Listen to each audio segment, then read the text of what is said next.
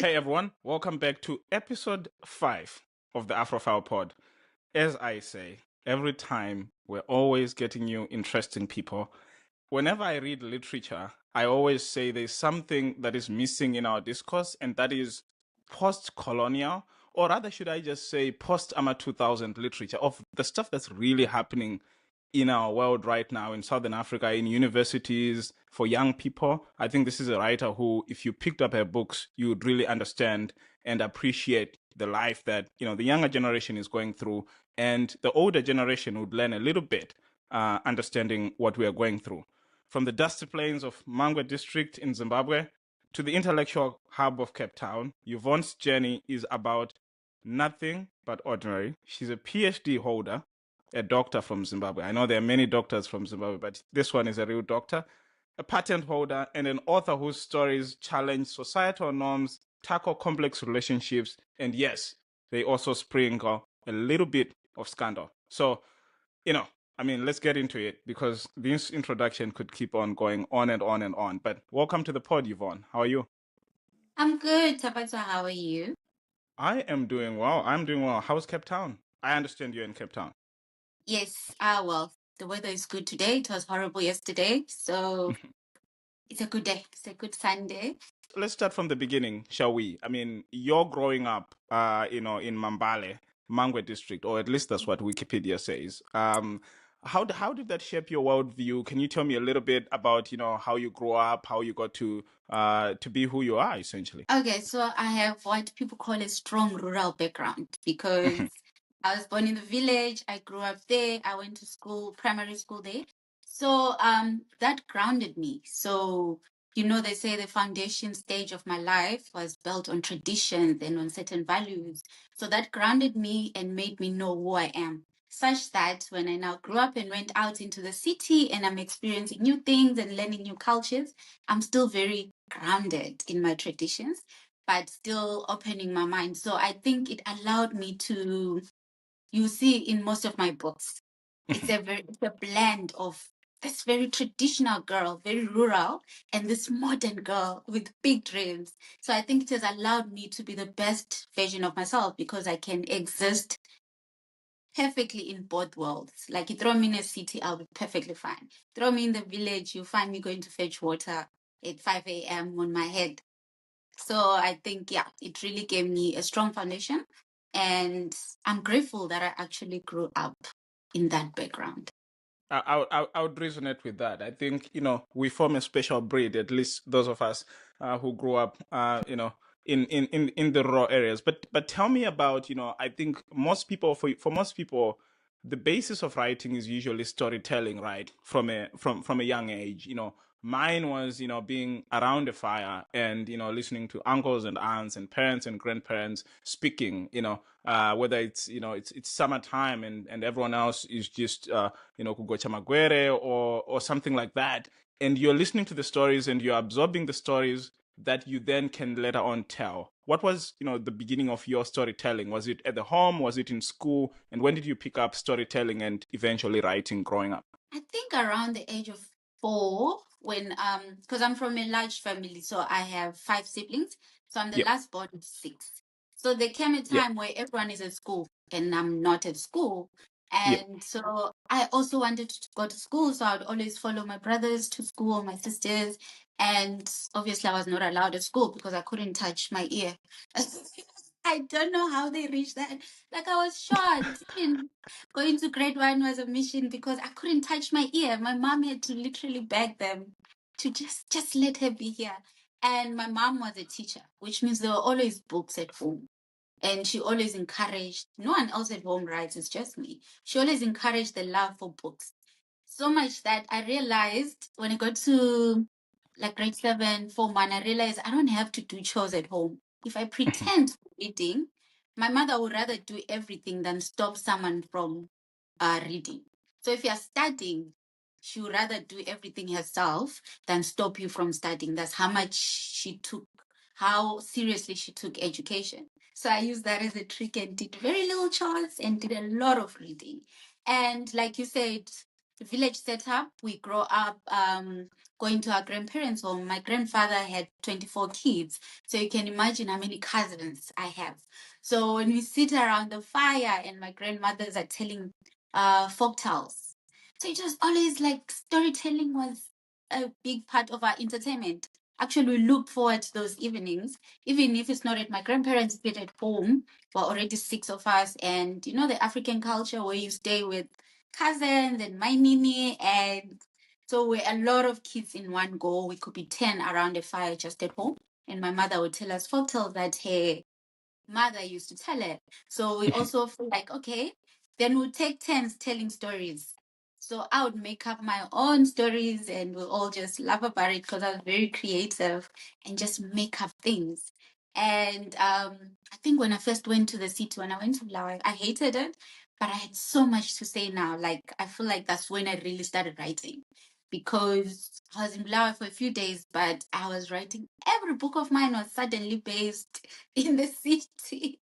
So yeah, and my mom used to encourage it. So the transition, to sort of like have your first, city experience for you. When was that? Was that, in secondary school? Was it early on, or was it later in university when you actually left and for the city? Okay, so when I was in grade 5, my mom sent me to boarding school at All right. Sacred Heart because all my Mhm. siblings were now in high school. So she could now finally manage to put some money together. Then she Mhm. sent me to Sacred Heart. So yeah, the first time was horrible. I was quiet. I didn't speak because I didn't know English. You were only allowed to speak English. I didn't know English. So I was a quiet child. And they're like, this child is so quiet. They just didn't know. I don't know what to say. It's not like I'm quiet. So then I started because I was feeling, you feel left out, you feel like you don't fit in. So I started Yeah. writing a lot of my thoughts. So I'll journal a lot of my feelings, write a lot of letters home. And it was a very small school, so they could nurture each person individually. So my Yeah. teacher realized, okay, she likes writing. Then they started helping me with books. And I had to take a bit of few lessons to learn to catch up with Hmm. because imagine you're plucked from a village and thrown into a boarding school with no Yeah. family. Yeah. Like I was on my own. So even if other people try, and kids are mean, like kids are not nice people. They will That bully that that you. that is that is true. People usually say kids are cute until they aren't. Yeah. And really, they will laugh at you for not being able to operate a light and make fun of you. So I started writing, and what helped me is when you're good at school, automatically make friends. So at the end of this term, when my grades were very high, and I think I was number one, Mhm. suddenly people are nice. So then, and I did that throughout my life. I realized you just have to be the best. People are just going to like you, so you don't have to struggle making friends. and and So and and and and being the best you did become. I mean, I understand from completing high school, then you headed to NAST before you left the country. Was that how was that experience? I unfortunately did not have the opportunity of doing uni in the country myself, but I understand from my friends there are a lot of good experiences, including the ones that I missed, even though they also missed some things that I did get in my undergrad. But tell me about the life in the big city, and how NAST was for you. well, it wasn't what I expected. So Mhm. for high school, I was also in a village school in Pandeni High. So it's Okay. quite villagey. And our teacher in A level used to tell us that no, you just have to suffer now. When you get to university, it's going to be easy. Yeah. They lied. NAST was not easy at all. And so I the Econet scholarship. Mhm. So when I finished Form 4, The I Joshua got Nkomo. the Joshua Mngabongomo Oh, okay. Mhm. scholarship. So he paid for my A levels, lower six and upper six, and on to Shout university. out to Strive for that. Yes. Yes, no, they really, yeah, you get data and money. Like that was very good. They set us up. They'll be paying for our accommodation, everything. So when I went to NAST, I started watching movies, I think around lower upper six. So I Mhm. had the idea of an American college. I thought Okay. this is when I'm going to start living. Like this is going to be life. I'm expecting, like, I don't know what I was expecting. Like sports, cheerleaders and all that. got to NAST, it was like another high school. You are studying Sunday to Sunday. There are tests. It's not fun. It's not fun. I did not enjoy it. So I was studying applied biology and biochemistry. I did not enjoy it. Like, yeah, yeah. It was not, I thought, college. So let's talk about another society then, which is a little less traditional. You then left Zim, and you went to a little bit south, to Cape Town. How was that? For the transition there. How was it doing your masters, your PhD, which eventually forms part of the writing of your books, about students on campus and what they're going through, and everything. But how was that transition to South Africa? So it was another huge jump. I feel like in my life, I'm always just thrown into the deep end. Because I went from Mambale to Sacred Heart. That was like, where am I? Like, I'm in a different world. Then I went to NAST, and now I'm living in Bulawayo, and life is like, what is happening? Like, things are so different from what I'm used to. Then Cape Town was a whole different world. Now, suddenly, there's so many races, so many religions, so many culture shocks. Like, the people here don't really do things the way we do. They're more free spirited, more open minded. Girls drink, and it's fine. Like, it's okay. Remember But it in takes Zim, some time to get used to. yeah, when I was growing up, even the thought, like, where am I gonna buy a drink? And drinks then to me meant beer. There was no way I'm walking into a beer hall and looking for it. Like, it's never even anything that crossed my mind. So here you see people on a Friday in the beach, everyone is drinking, and then I'm thinking, where am I? Like, what is this place? So I found all of that fascinating. So I think I'm an observer. I end up just sitting back and observing people's lives. Then I'll be sitting, listening to people having boy problems, men problems, and I'll just be there thinking, this is interesting. This will make, because reality makes for good writing. Like, it's Right, better than right, right. fiction sometimes. Then it sounds real when you read it because it's really happening. And I remember my first time in a club, I was like, where am I? What is this? What's happening? Where are your parents? Where are people's parents? So yeah, but I would go to those places because I want to write about that, and I'm Mhm, very curious. So yeah, so it was a very huge culture shock, but I think I mhm. adjust very well to new environments. Like, I easily ease in. So yeah, but it makes for better writing for me because I feel like I've lived in 4 different lives Mhm. in my And life. there could still be more to come. I mean, before Yes. I jump to the next section on this, I actually left a side note, which is that one of the entries online about your profile says you were actually late when you arrived to register for university in South Africa. What happened there? Was it a transport issue, or was it just you didn't notch the deadline to show up to register for uni? What happened? Okay, so what happened was the South African calendar starts, the university one is January to December. In Mhm. Zim, I don't know if it's still the same. We used to start in August at Right, NAST. right. Yes. So I was already at NAST, and then I had Mhm, applied for the presidential scholarship. mhm. I got it, and so we did those many trips to Harare. Then you have to wait for them to process it, make up Process. their Yeah. mind. They were doing everything for us. January ended, university has started, we still don't have feedback. Mhm. And then I think we only left Harare in February. In a Zupco bus. We're in Zupco. Guys, it takes we're in Zupco. Zimbabwe United Passengers Company, for those who will not understand. But yes. And not like a coach, a bus, a chicken Was it bus. was it a Shongtong bus, or was it was it an AVM? I don't know which. It just was not a coach. There was no luxury. And we Right, were right. all in that Zupco bus going to Cape Town from Hmm. Harare. It took us 5 days, I think, because the bus broke down. Can you imagine 5 days on the road? Yeah, it's You're sleeping there, you're living there, you just, yeah. So it took 5 days. By the time we got to Cape Town, we went to another campus, which is not where I was based. Then by the Mhm. time I moved into my own campus the next day, they had already started writing tests. There was a test the next day, 2 days from then. I think it was a Friday. Then there was a test on Monday. So I went Like an with Miss. entrance test of some sort. No, like lectures had been going. This was the Okay. first test of the semester, the chemistry test. So now the HOD was like, I'm not sure she'll be able to catch up. Yeah, and the lecturer was like, nah, it's too late. She should try next year because now it's too late. How is she going to manage? Because then the international office guy was like, okay, just give her a chance. If she can at least get maybe 50% in the test, maybe can keep her. If not, then maybe we can just say, okay, it's not working.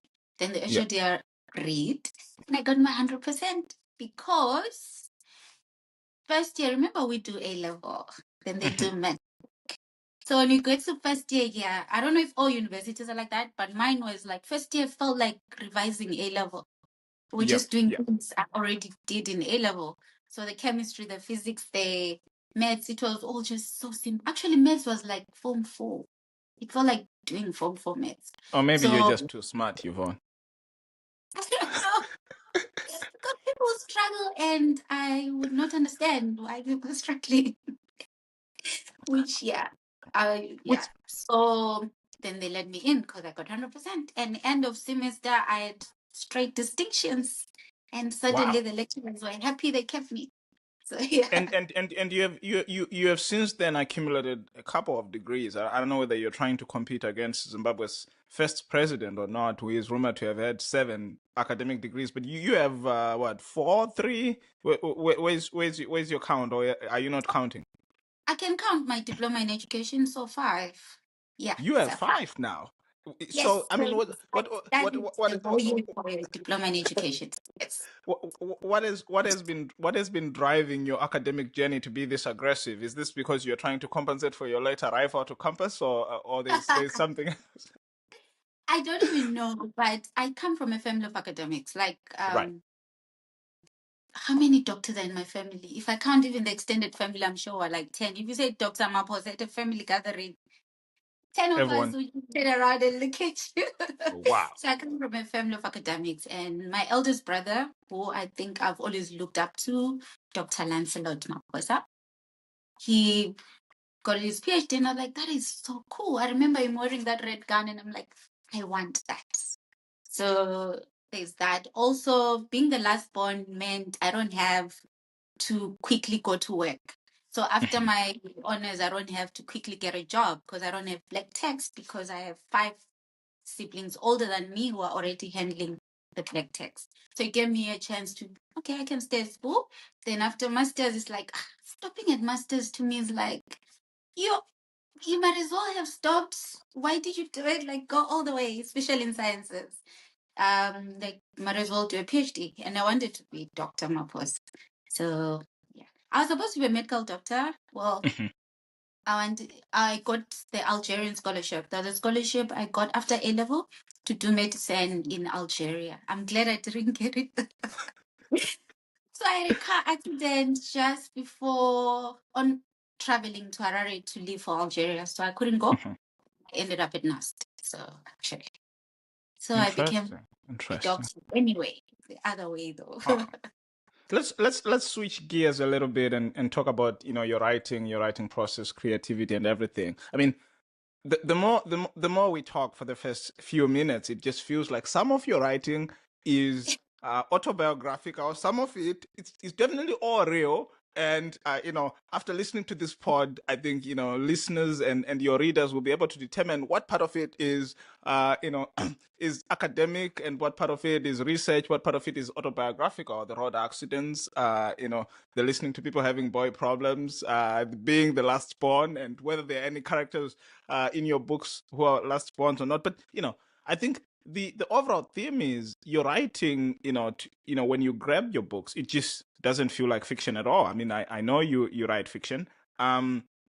But I also understand you're a sucker for very well developed characters. How much of your writing is actually do you do research and sit down, or is the research just sitting down and recalling the stories you have had without having to think how you could put curveballs? I mean, obviously you arrange them in a way that improves the flow, but how much of it is recalling, and how much of it is actually you inventing stuff that has never happened but that will either give someone's son some pressure or we'll make some girls fantasy.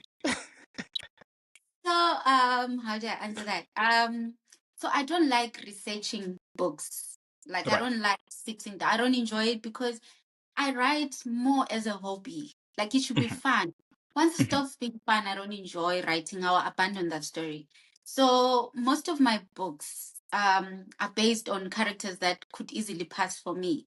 So I'll base it in a village. Grasping at straws, it could easily be Mambale because mhm. every world building I did there, that's Mambale. So I know exactly where each stone is in that village.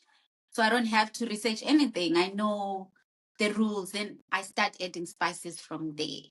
Then the wine Woman is silent. It's a Zimbabwean girl doing her PhD in chemical engineering. So I was doing my PhD in food engineering, but I was in the chemical engineering department. And so I just put myself there and I had lab mates and I used to just listen to their stories. I don't know if they ever read because some Mhm. of them like the stories. And so the first part is mostly just me recalling university life and just going through it. And by the time I was in university, the culture of, I don't know if I should call them blasters, was Mhm. now right. Like it was Indota must. A man must have money. A man must do ABC. So much And then pressure for us, the young ones. I mean, this is compete tough with out it. here. If you're working a 9 to 5 and trying to compete with someone who looted the entire country, I know, your I know. funds are not, you can't No, compete. it won't. It won't. It won't. Yes. So, but also I blame men, and now I digress, because Okay. some men feel the need to compete, and so their first step forward is money. You approach a girl, you're already spending your entire check. She doesn't know it's your entire check. It's like, oh, if you can spend 10,000 on the first date, that means I'm rolling in money. And then later on, you are not keeping up to the standard, and she's going to leave you. Then you're going to start saying women love money and they love cheaper money. But that's what you presented. Had Is this the you part where I taken, take out my notebook and start taking notes? Or are you sure? yes, you know where you are. If you're content with yourself, money is not going to be your first foot forward. So come as you are. But anyway, going back to the story. So Fierce, the girl in the Wine Woman is silent. You know, she Mhm. takes a lot of cheating, but also she's from like a polygamous family. So is it really cheating? In her head, she won't be thinking of it like a modern woman would be thinking of it like he's cheating, leave him. It's like, no, this man provides and he comes home and he does everything right. So what if he sees other women on the side? That's how men are. So she has that mentality because of her upbringing, Yeah. because her own father used to do that. So I take from people, and those are people's lived realities. So I blend my own and then other people's lived realities. But the world is always going to be something I know. They'll travel to Italy, they'll go to Venice because that's where I'll have gone for a conference in Venice myself. Then I'll add spices. They'll go on a trip to Victoria Falls. I'm always in Victoria Falls. They'll stay where I was staying. Then it makes writing easy and enjoyable for me. Then, yeah. So I don't like researching. And they will do things that should not be done on airplanes. But I know I'll let the readers read that. But in terms of process itself, I mean, do you, because you do this as a hobby? I'm guessing you don't actually write daily, right? You just have spurts where the inspiration comes and you Yeah. continue the script as it were. And I'm guessing also because you do this as a hobby, you are not one of those people who your publisher is saying, "Well, we need it by 31st December, so deliver it," and then you find yourself in a crunch timetable. You just get it ready when it's ready, and then you give it out to the world. Is that how it works? Yes, that's how it works for me. I write when I can, when I feel like it. Um, I have when I was a student, when I was writing the Why New Men is Silent, I was a student, I was doing my PhD, so I had time. I Mhm. miss being a student. I don't have time as an adult anymore, Yeah, but I had yeah. time. So I could write a lot every day, a lot, and I write loosely, which makes it Mhm. fun for me. I also want to know where I'm going with this. And I'm self-published, meaning I don't have a publisher. I Right. do have a distributor who gets me into bookstores, but I'm the boss of me. Like I decide when to publish. Yeah, so I decide all of that, and so I don't have strict deadlines. I set my own deadlines. When I see, okay, we need more money now, I will just publish another book.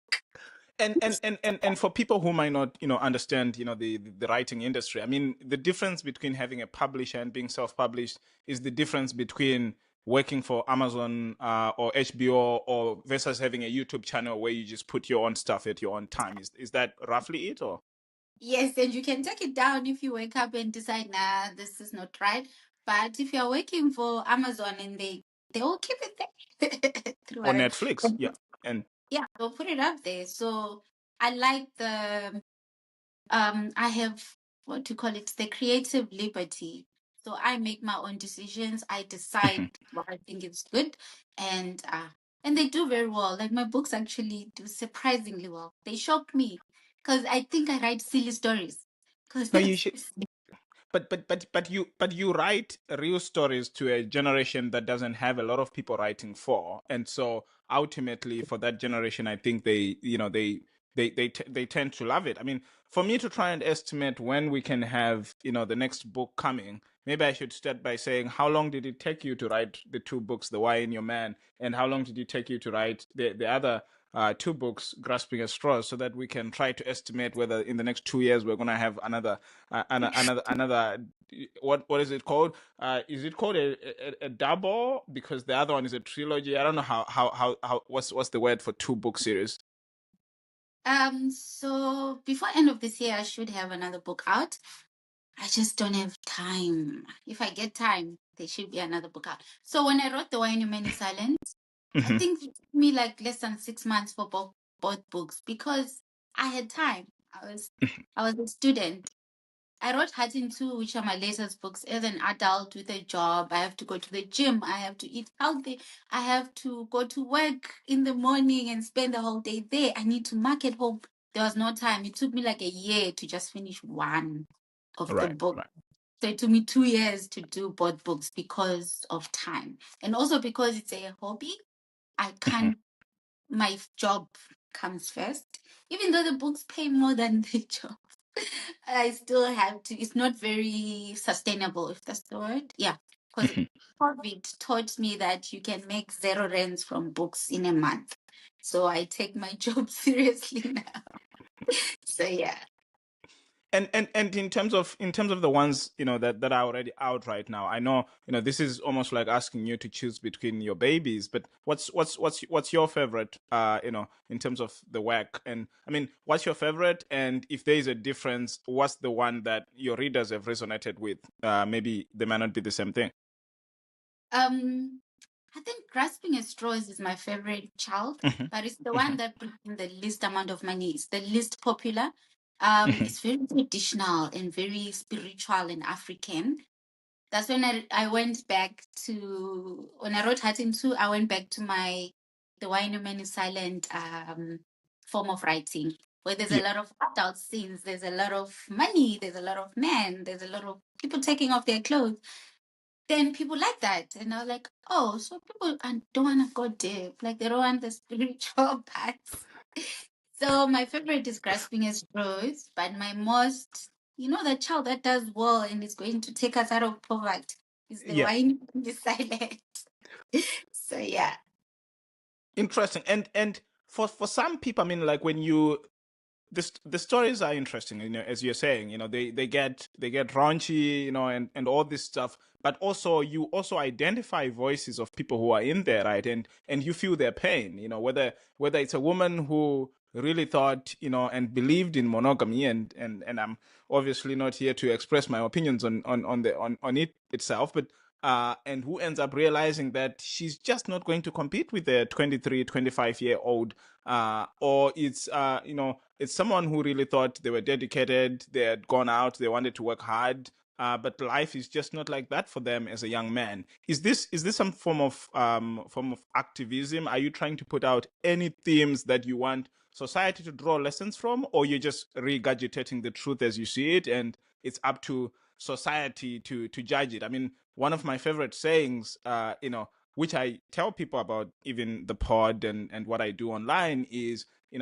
my favorite artist of all time, Alec Macheso. So he has a line in one of his songs where he says, you know, our purpose as the artists is just to cook, and kana tobvonga togadzika vanodyawo vodya, you know, they will determine kushata kana napi tapi vachataura iwo, they're gonna tell us after the album is out. Is that what you do? Do you leave it for the world to make its own conclusions, or you actually have themes that are underlying in there that you want the world to sort of draw lessons from? So I usually just write, like only at the end after reading the book do I see, oh, okay, I gave too many people like a voice, like different people, like what you're saying, a young man trying to make it, and life is not easy. You're competing with Mbingas for the same girl, and the Yeah. girl would think, okay, I've done everything right. I'm well behaved, I'm traditional, but life is happening for the girls. You then think, the ones labeled, the ones told, don't marry this type. Life is happening for them, but you are here doing everything right. And life is not working out for you because there's always that kind of person. Then I also give voice to the church people. Like, okay, you go to church, you pray and pray and pray. Then someone who's never been inside church, life is going so well for them. Yep. And you Yeah. you are And fasting every year, life is not moving. And so I just give different people a voice, usually without meaning to. I never plan the ending of my book. I have a rough idea the direction is taking, but it usually just, by the time I'm done, I'm like, okay, I didn't see this coming. So then I just take it there. which is fascinating. I mean, I think one other, theme that I always ask writers is when it comes to, their work is, the conversion to audio. I think, very much, I think, like what you see now is, in most of our big cities in the world, you go in, everyone else just has some sort of, pods in them. They are listening to something. People can be listening to music, people can be listening to podcasts, but also increasingly people are listening to audiobooks. And, I think your stories just make for good listening. And maybe my question in line to that is, do you ever plan to release any audiobooks of your work? And if you're going to do so, are you likely to be the one to read it, or are you just someone who says, actually, I don't like my voice, I think we can get a voice actor, or a couple of voice actors who will come in and they'll read the work and the people can enjoy it in audio? Well, definitely not using my voice. You know, the Zimbabwean accent. Like, can you imagine you're reading, they're going to work, and I'm like, against all odds. Because that's what's going to happen. The Zimbabwean accent will come out, and I don't like my voice at all. So it would never work. We need, like, people. I think I'm one person who accepts that you'll never be good at everything. Allow people who can do things to do it. Because there are Mhm. people who are jacks of all trades. You do your own book cover, you do your own editing, you do. I will just write and then let other people with the talent to do other things do it. So if I go audio, I'm going to get like a professional, but I would like a Zimbabwean because I don't want to end up with this like Tafiwata when someone can Yeah, pronounce it. yeah, yeah, yeah, yeah. Not the It's Zimbabwe. or just a Chinese AI voice, and you're just trying to cut costs. It wouldn't be good. Yes. Okay, So I want a right. Zimbabwean professional voice actor who then get the names right because pronunciations are very important. And I also need to get to a point where I look at my books as a business, which I think is where I'm working because I look at them as a hobby and sometimes forget this is a business. I pay tax on this. Yeah, so I have to do audio. I've been thinking about it, just haven't time. I need to make time for it. I think that just means you need to stop looking at science as your main gig. I think it's like one of these days I was listening to an old interview about Bill Gates, and he was saying, I got to Harvard and I was just like, computers are these things which I've had as a hobby. I need to stop this and actually do real science. And he said, and at some point we stopped and we said, no, this is not a hobby. We're dropping out of Harvard. Let's go to to Albuquerque. Let's oh, no, not Albuquerque. Let's go to Seattle, to Washington, and we started and they started Microsoft, right? And for him, he was just like, well, fiddling with software is a hobby that I had, but I think to you, I know this. I think there are many people who consider themselves serious writers with just one short story. You know those people who wear macaque when they have a goat, and then they are ranchers with The 2,000 cattle, farmer, they'll be and giving and us and yet they are advice. still just wearing their normal clothes. I think that's where I place you.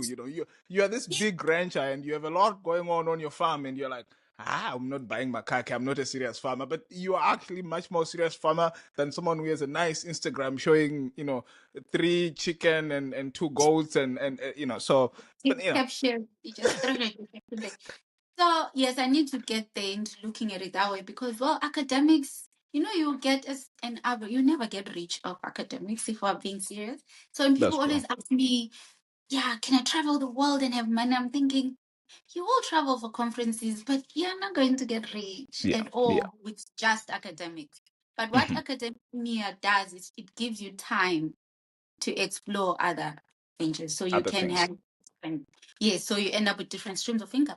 So I need to take my books more seriously because they pay more than my day job, but also because it's a day job. And I don't know, my mom said I'm very Zimbabwean because I Hmm. have all these Zimbabwean aspects. I wouldn't quit my job to just be a writer because that stability, like that thing, you went to school, you have a Yeah. PhD in this, it feels like a betrayal. It feels like I'm committing a sin by not working in the field that I studied so long for.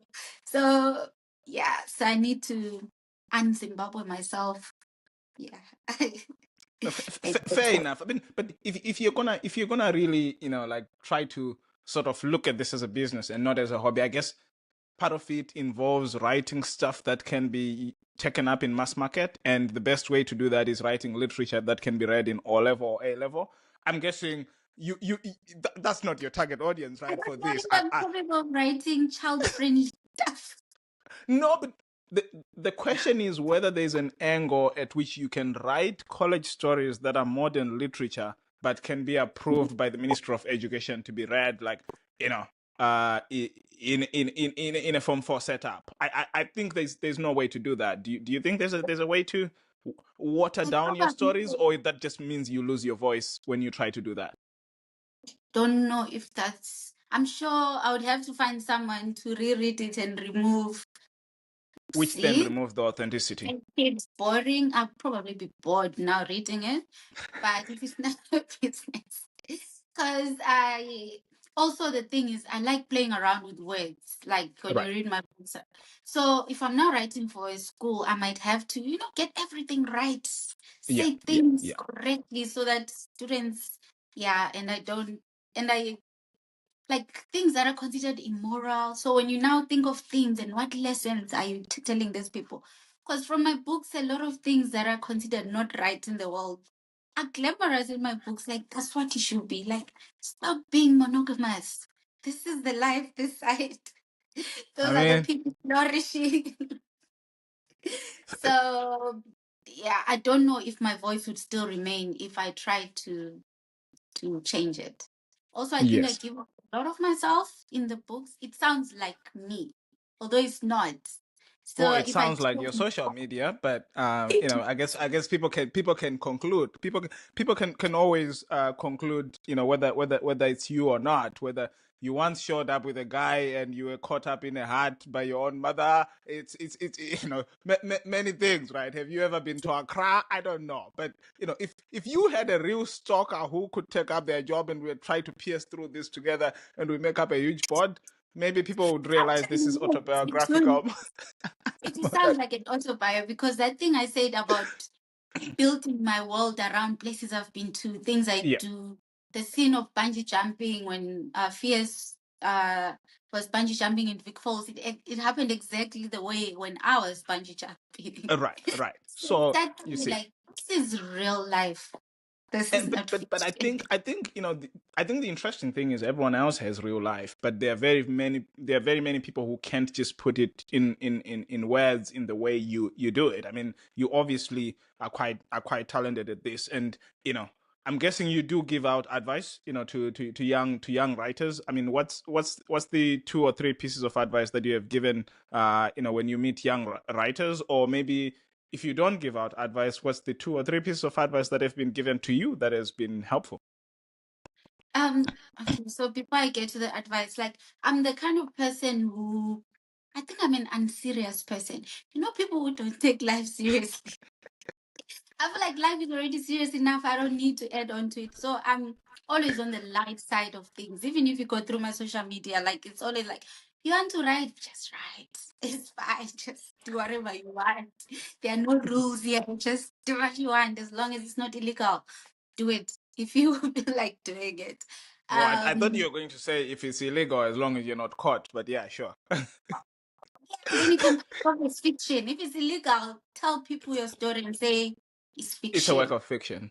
It's You a know, work of fiction. any true representation to real events is seriously regretted and never implied. You know, that's the thing. And no animals were injured in the creation of this production. So you say that after burying a cow, after killing it, you say that. So advice, I think the best advice I've ever received is from YouTube. I watch a lot of YouTube writing advice Mhm. because I think I started taking my writing seriously. When I see my Amazon sales, I'm like, oh wow, there are people in America reading my work. I need to I'll be a bit more serious about this. It's no longer just writing for Mambale in my high school class. Yeah. So I now listen to a lot of YouTube. Then they always talk about um that it says what be authentic. Always keep your voice.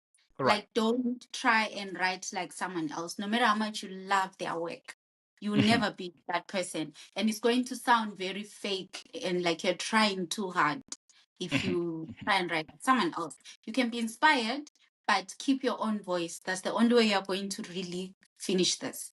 Otherwise, you write, we will read your book, and halfway it seems like someone else took over the writing. It's not going to gel. So always Mhm. write your own voice.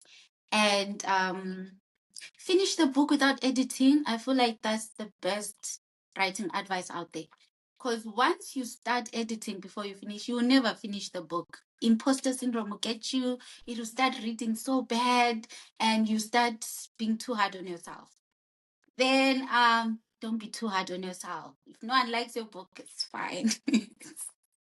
You're It's not your creation. manipulating everyone You who have given like it out your, to the world. not everyone who like your children out there. That's true. Not even Yes. all the relatives will like your spouse, for God's sake. So yeah, you can't you. You can't. But I also give, I'm not good at giving advice. So I Mhm. don't know if you, which is always hard because I'm very, in real life, I'm very Mhm. introverted. I'm very quiet. I keep to myself. I'm always in my head, which doesn't come out because when people see my social media, I'm out there. So people struggle when they meet me in real life and like, where is that bubbly personality who's always throwing innuendos? Where are you? This is not it. And they're asking you to give them that, and you're just like, okay, this is not the time. I'm in the gym. Can you just let me do what I'm doing? And you know, Yes, and in the gym, someone like, oh my God, can we take a picture? And I'm thinking, no, yeah. we are And I working think out. that's the interesting thing about being online, right? Where you actually say things that you just like, let me release this to the world, and then people immediately become to see you as this guru. And you know, I have Yes. people who email me, for example, because of my other past videos, and they say, well, I have $1,000. How can I invest in Econet? How much dividends do I get? And I'm like, no, I'm not a registered financial advisor. I was just saying what I was doing at my life 7 years ago. Right now I'm actually more focused on cattle and other things, like, you know, I'm checking, do we have more beds at the farm?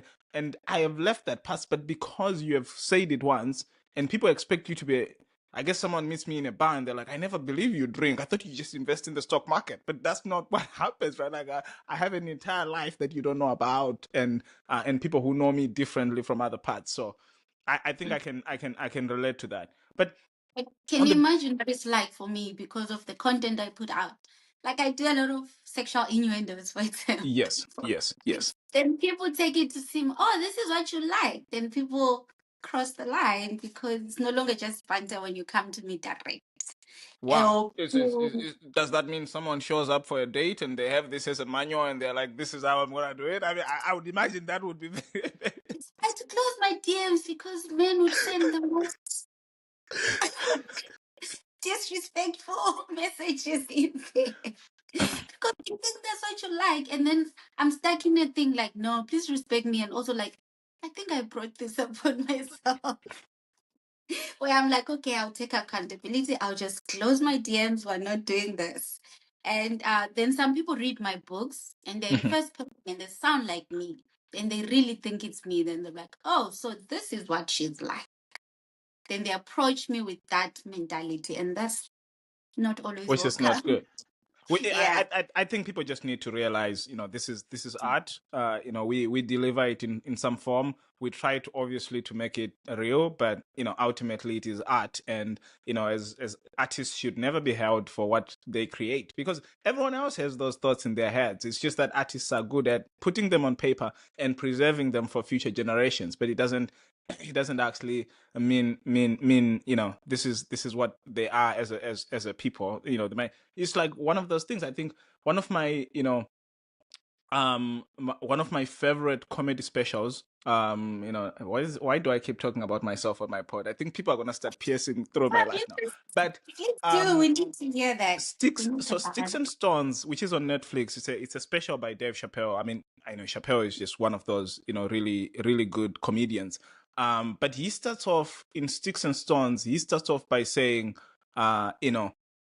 Anthony Bourdain was the greatest, whatever. And he said, this person, I mean, I'm not going to use the exact word because my YouTube channel is clean.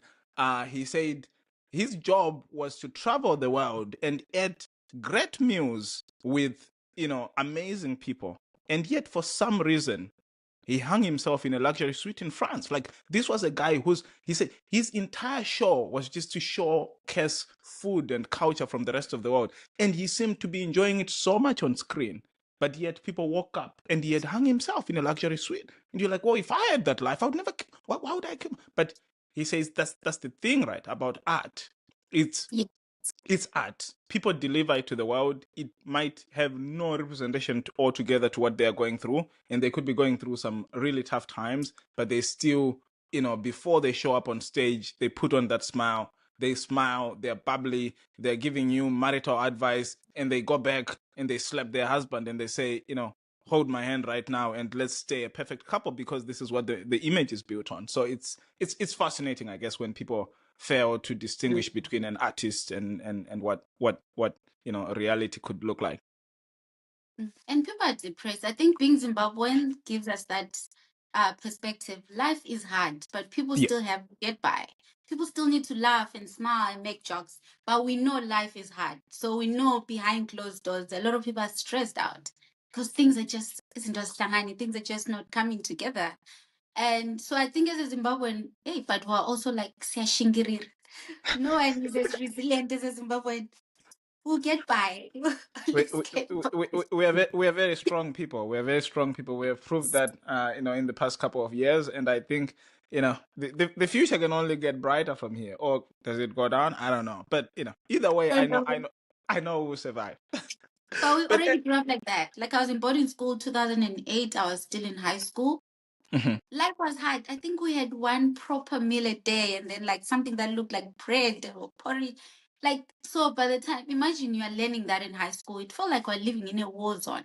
Yeah, So by the yeah, time you're as an adult, you already have accepted that this is it. Life is hard.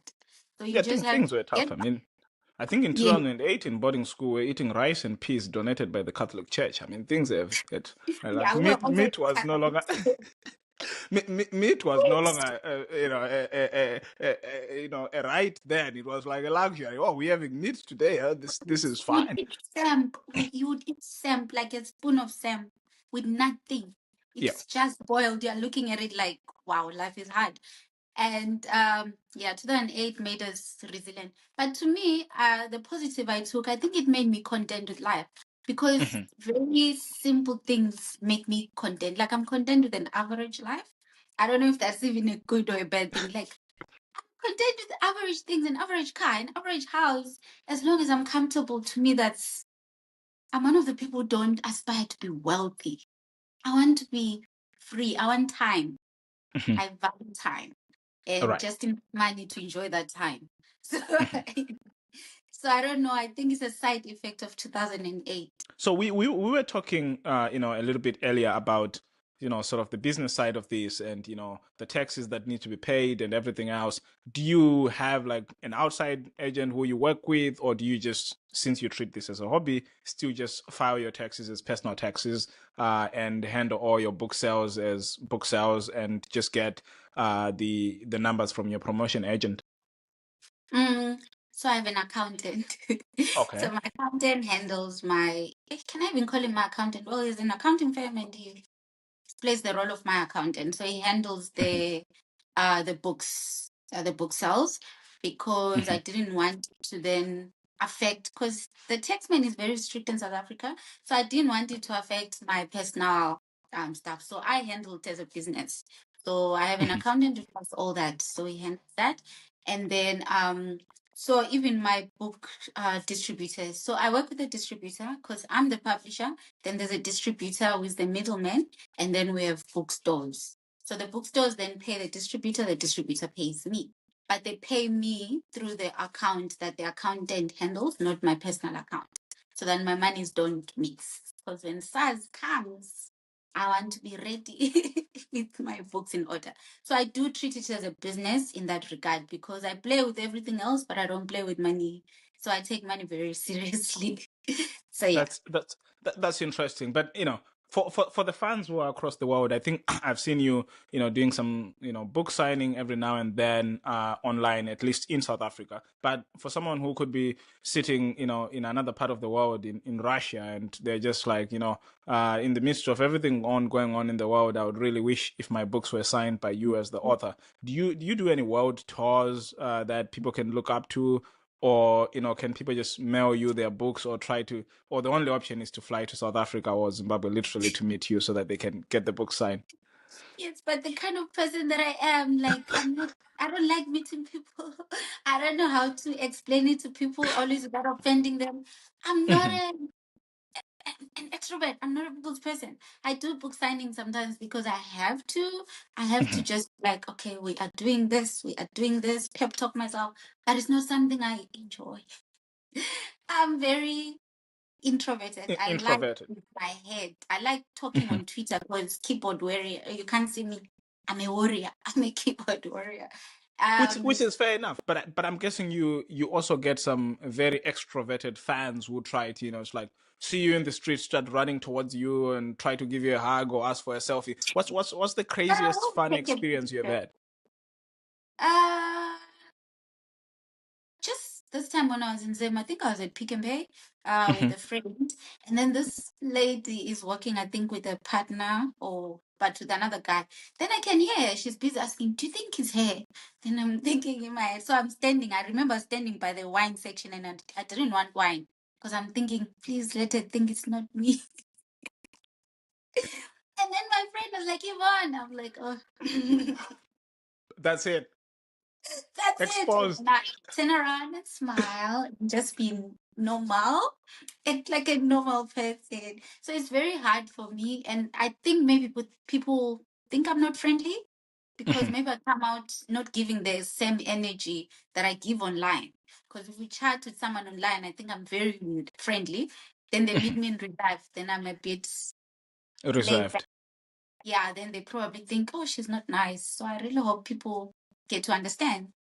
But I haven't had like many crazy things. I should start wearing makeup so that people don't know if it's me. No, it's not. I look different every time.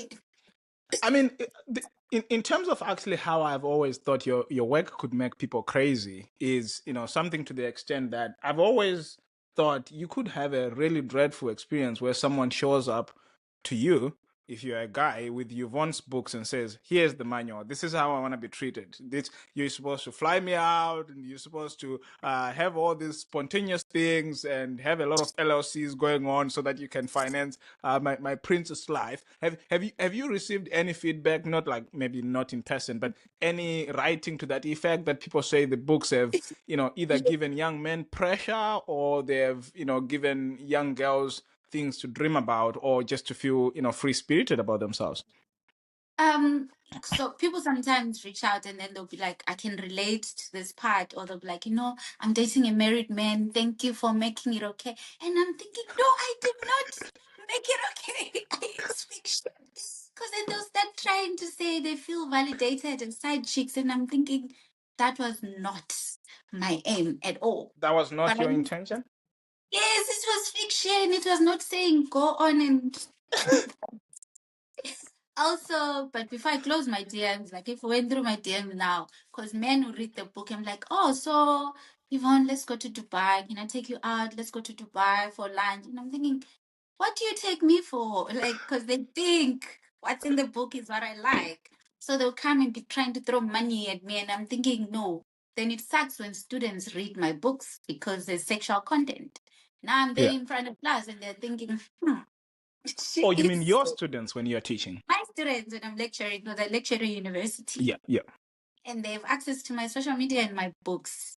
So they'll read my books. They're in first person. They think, oh, she was writing a diary. So then there's that thing, ma'am, I read your book. Even that line alone is enough to make me uncomfortable Right. because I know what they're Because you're feeling. sitting there in a class and you're marking books and there's a table and anything could happen on tables in class in your books. So yeah, I mean, I could see how that could be very disturbing for young men who are trying to And find now I'm themselves and thinking, have a lot yeah, of so access to all kinds of extra fantasies floating on the internet. So yes, and they I think you're open to it because right, from your right. writing, this is what you like. So that's the side effect of my books when it starts affecting my professional life. Mhm. But But I would like to believe you have been handling it well so far, and which yes, actually allows me to take a curveball now to just talk about life and career and balancing it all and everything. I mean, how do you juggle all these things? You just mentioned now you do lecturing, you do research, you obviously write as a hobby, you travel a lot, and you find time to sit down on my pod, so which is something I'm quite grateful for. But what you must cut out on something. What is it? You don't sleep, or is you do you have a magic time management formula that we should all learn?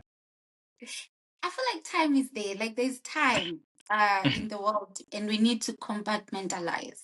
So because I watch for now this weekend, I'm doing a lot of the Rings movies marathon. Each movie is like 3 hours, and I have time to go through all of that and still write and submit the chapter that's due tomorrow, and still do a lab report. So I think I've also found a way to no, okay, at work I'm only going to do this.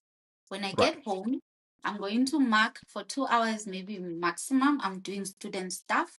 After that, it's my time. Well, I don't sleep enough. I sleep 5, 6 hours. Then I know I go to the gym. While I'm at the gym, I'm listening to maybe an audiobook or a podcast or something that is also me time because I go to the gym every day. Well, except on Sundays because I have to go to Okay. church. So, but time is there. I don't know. I don't know if I do a lot. When I'm traveling, I'll be writing. Like, let's say I'm on a flight to Europe, 11 hours to Amsterdam. I'll have written good 3 chapters on that flight and still traveled. And when I'm there, I'll still be writing. And so I don't know how I balance it, but it all works out. And I've never missed a deadline. Like, I don't miss deadlines. I'll always meet all my deadlines. So I don't know. But I think it's Zimbabwe. Remember O level we did, you'll be doing 10 subjects and still Yeah. get A's. I So I don't like think, talking about how many I did. I did too many, but yeah. oh, don't tell me I'm one of those 15 subjects. I actually did 18, but that's besides the point. I might edit this That part is out the of the point. pod. Why? I'm always curious why. I wanted Why? to get the same scholarship that you did, the Joshua Nkomo scholarship. But if you were in Manicaland, it was just a game of doing. Man, I got so Oh, I the game of I did that, and I got 14 A's, and 2 B's, and 2 distinctions because the other 2 subjects were hexacore. But even with the 14 A's, I couldn't get Joshua Nkomo out of Manicaland. That's how tough it was in my year. but Well, I mean, oh yeah, yeah, yeah. No, yeah, it no, was but just the a other point is actually I ended up getting 14 A's, but my other 2 subjects were initially missing. So when I went to apply for the scholarship, I had 12 A's, 2 B's, and 2 distinctions. And then when the other 2 A's came, I tried to run to Westgate, to Higher Life Foundation, saying I have more stuff to supplement, and they were like, "No, we're not taking any supplements. We're very sorry that Zimsec did not release all your results at once." And that's where I was left with an egg on my face. But it's Manicaland is a tough province to grow up in Yeah. academically. So And that's the point. yes. Because most of those good schools, and they were not taking many, I don't know about now, but back then they were just taking very few people. Because I think in Mad South, it was just me. I don't know. Yeah, so they were taking very few people, so it was very competitive. Yes, And but if you managed 18 subjects, you can read 18 subjects. I feel like you can handle anything in life because you can handle 20 hobbies because you've proven you can do it. that's So true. That's true.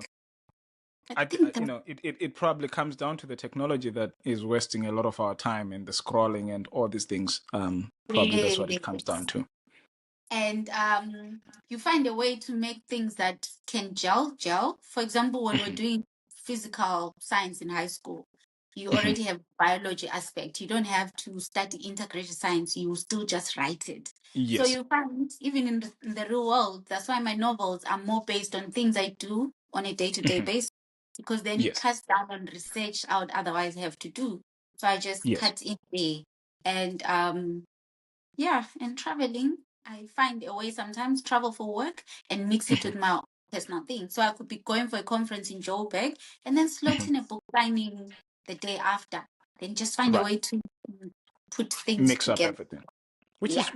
is interesting. I mean, so writing, traveling, hiking, any other hobbies that we might have missed that people could be could get a fuller picture of the person behind this amazing work of art. Besides writing, reading, hiking, or hike a lot, is gym a hobby? I'm at the gym a lot lately.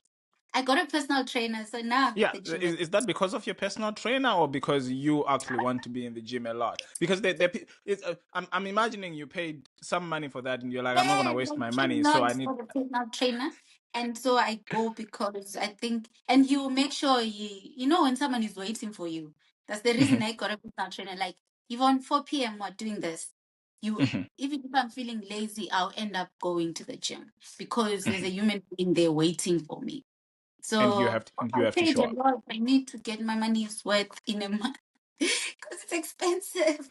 And also, I really And care. I'm guessing the gym is also what helps you avoid any sort of burnout, right? Because you then just have the Yes. intensity Clear there my and Yeah, because I clear my head in the gym an hour, just clear my head, Mhm. disconnect, and come home and work and which think is of my which is great. I mean, and in terms of your traveling, what are the travel hacks there? I mean, now I've just realized you're not one of those people who get into an airplane and start admiring everything. You probably get in there sometimes, depending on whether you're motivated or not, and get down to business. But what's the travel hack that you have to be able to manage your traveling schedule and whether you're on the road or you're flying around the world?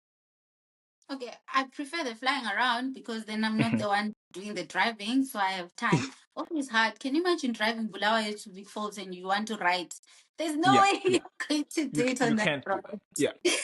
Yeah. So I have I don't know if it's a hack, but I told myself my 9 to 5 job is for my bills, is to make sure I have shelter, I have transport, I have water and electricity.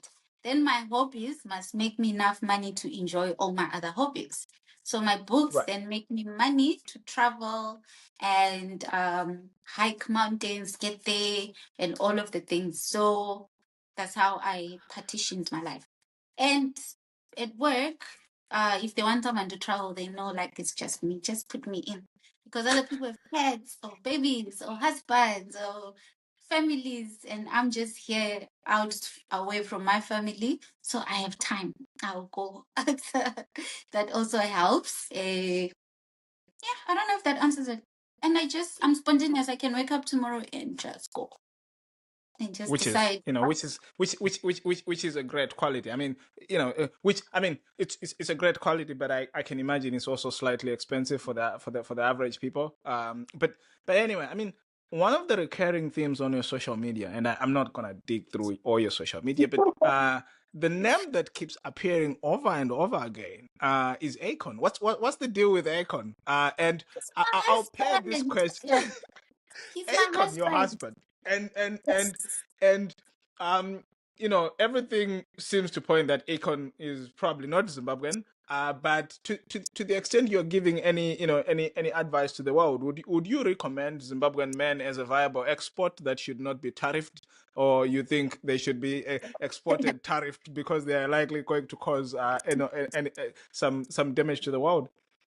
No, I'm more of better the devil, Okay. and I want someone who will hear me when I'm shouting at them.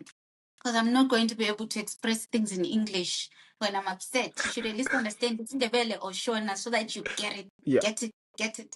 And also, I want like a friendship. English is difficult. It's good for communication. But Yeah. I feel like if we grew up in similar, like in the same country, for example, it means Yeah. there are things you automatically understand. There Let's are say you're surfaces dealing you can with scratch.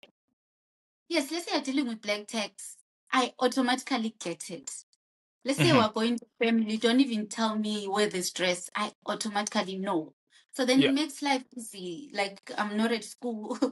and and and So and and I mean, for something that might appear in some of your work, I mean, if there are some words that just mean something that might not mean to the rest of the world. Like if you want to say to your wife, "Angopinda kawanva na Buddha," I mean, you can say that in English, can you? I mean, you can say it, but it's like if I see my cousin sister, you get it. Someone will say that's not good grammar. You're I literally supposed to saw someone comment on your social media on that, and you replied, have my cousin "Zimbabweans will know brother. what I mean." As Zimbabwean who know what I mean by my cousin brother. It's important that it's the brother, not the sister. So it's things like that. So I recommend Zimbabwean men. I usually occasionally tweet I recommend Zimbabwean men. Because when all is said and done, I feel like, okay, I may be wrong, people will crucify me. But I feel like they still have that man thing, man. Like the respect that they'll still afford you as a woman. They'll Mhm. still just like, okay, or they'll treat you nice. Yes, we don't do the opening of the doors and stuff, but I feel like Zimbabwean men still respect women to a large extent. Because, Mhm. not to say there are no crimes being committed in them or stuff, but generally speaking, I feel like they treat us so much better. They'll still honor you, they'll still value things that you value because there's still some tradition still there, and patriarchy is still high in them, which is Mhm. bad, but it's also an advantage when you are in a relationship where a man is treating you like a woman, like umama wendlu, like treating you like this is All right. how I do it. I'm failing to put it into words, but I know what Mhm. I'm trying to say. So I which is recommend which is fine. Zimbabwean men. We can conclude by saying Zimbabweans will understand what you mean, right? Which Yes. I mean, obviously, this is the Afrophile pod. Is supposed to, at least those who love Africa are supposed to get it. But if they Yeah. need more context, they can write to us, and we can explain it to them in English after reviewing it. What we could have possibly been trying to mean here. But this is. So I'm totem. Oh, I'm very big on totems. So I right. want them that I can, call by a totem and say, yeah, just, honor him with this totem. I think it's nice. And yeah. So, and I feel like as Zimbabweans, especially the ones who still go to Zim, where family structures, where I meet Yes, your sister, your tete, or so I value that family setup. Yeah. So we're not which just is might be dating Jay for the sake of it. and we're staying in Amsterdam, and that's it. And there's no, And I left in you know. Amsterdam. You're calling your mom, and I'm calling her by first name. So yeah. Oh, then going back to Akon, I was in high school. I just saw this man. I was like, I didn't know I what kind of men I like because I was in high school. I think I was in Form 2. Then I'm Mhm. like, that's my type. I like a tall man who is dark skinned, darker than me. Then I knew that's my type. So that's when Interesting, I interesting. had it. It's to the extent your literature continues to be popular. Let's maybe some plastic surgeons will start getting some gigs of trying to make men a little darker for the market of your readers or other women who might resonate with wanting dark men. Who knows? But that's interesting. And I'm guessing, throughout your career, your life, you have had a little bit of, some failures every now and then. Life does happen. But what lessons have you learned from your failures that, have informed you who you are right now, and which will continue to sort of like guide you as you go ahead and give us more work and live more of your life for us to see? I think I've learned that it's okay to be average. The problem Right. is I think I'm an overachiever. I have to be good at everything I do, even if I'm doing it for fun. Because there are Mhm. people, let's say, you're hiking Mount Kilimanjaro. They will come Mhm. down and feel like, nah, I'm not doing this. I'm the type I have to make it to the top. If I die, I die, but I'm not coming back down.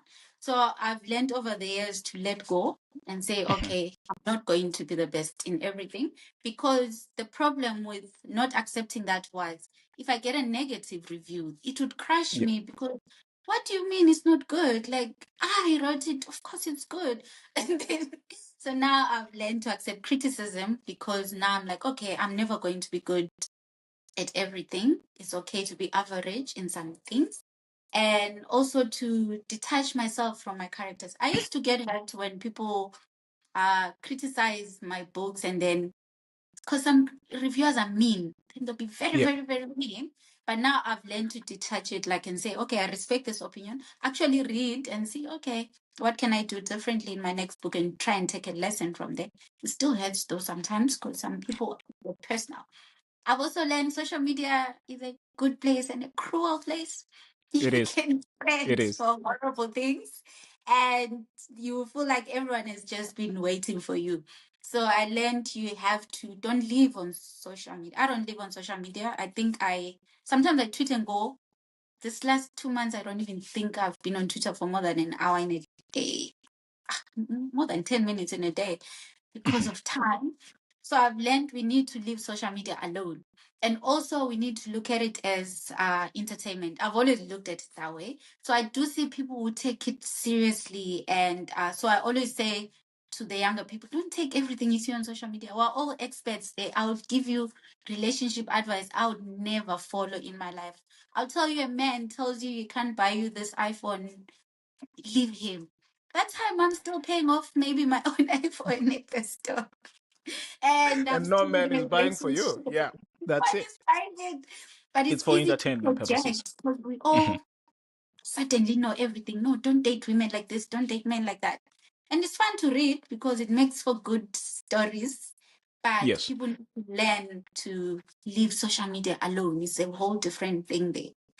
Yeah. They should not read B Metro, H Metro. They should find serious stuff to read. But anyway, Also, um, you train for bad things. Don't worry, it's going to pass. Someone else will do something worse, and then they will yes. forget about you. It's Fair enough. okay. I mean, on the other side, though, I mean, this is something we hadn't touched, but you actually do a lot of giving back. You have a buy a pet with Yvonne initiative that you started, and you fundraise, and you drive around and give some very much well needed sanitary stuff to girls in high schools in Zimbabwe. Can you tell me a little bit about that? And sort of like, for anyone who would be listening, who would be interested in supporting your initiative, how they can donate or partner with you. Okay, so it started on one of my birthdays. I decided, Mhm. okay, I need to give back to the community. So I've Mhm. tried. This one is the only charity initiative I think that's been consistent, because I've tried different. I tried a Yeah. book one where I published this. So I like, Uh-huh. okay, but I'll tell you about it later. So the Mhm. bioped, small things like pads that seem like it's something that we just buy in the shop. You need it, you go and buy because it's what, 8 rands. But then there Yes. are girls out there. I spend a lot of time in the village with and I talk to a lot of people there, the girls. So life is very, very difficult.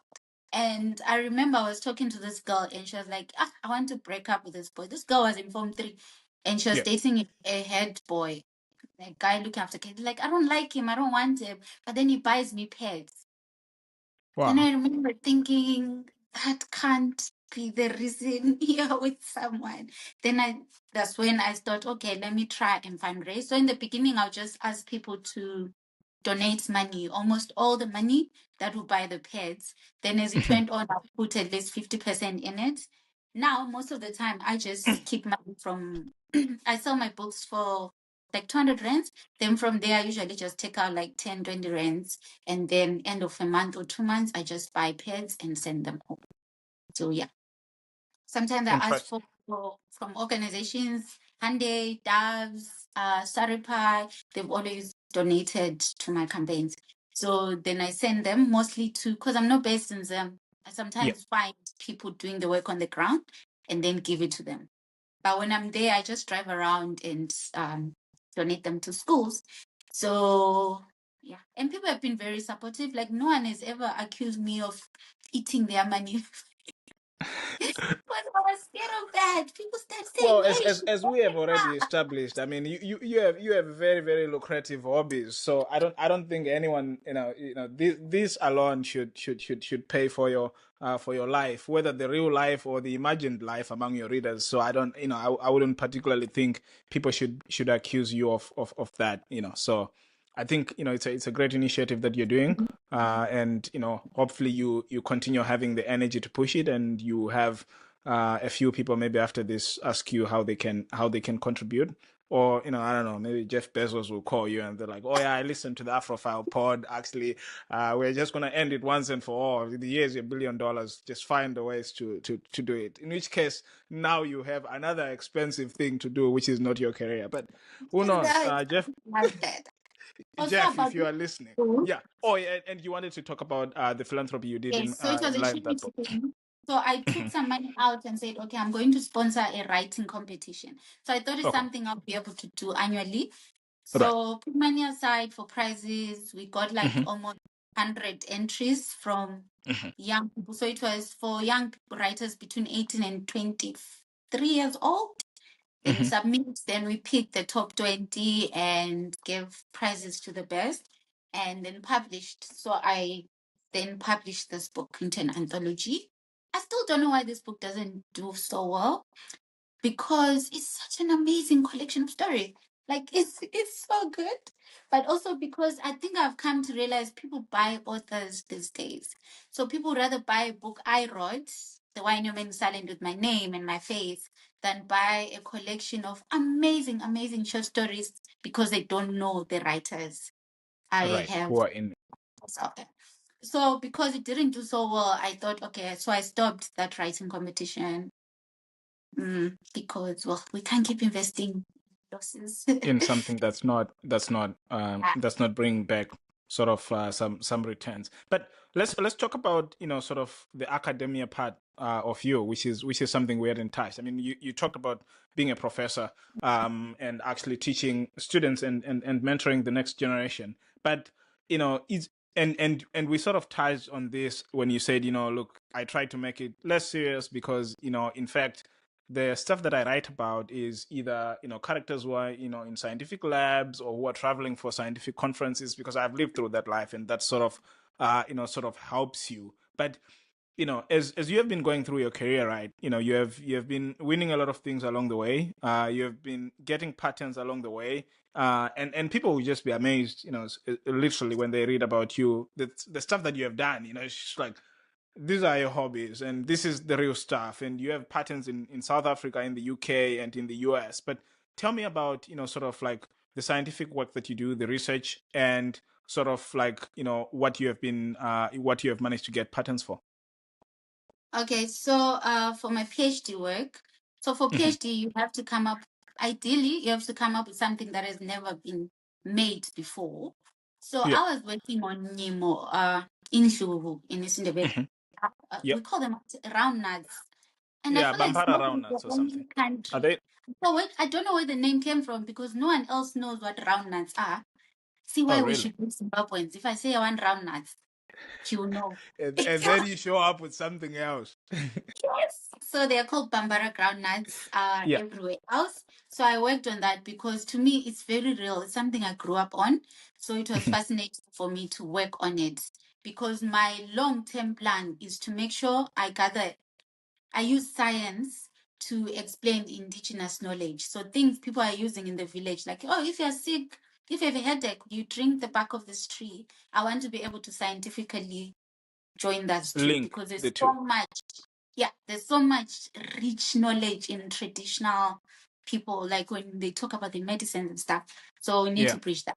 Yeah, but to go back, so for my PhD, I made a nano composite. So I extracted starch and dietary fiber from Bambara groundnuts, and then 2 years later, I finally managed to make what I was trying to do, and so it had never been done before. It was unique.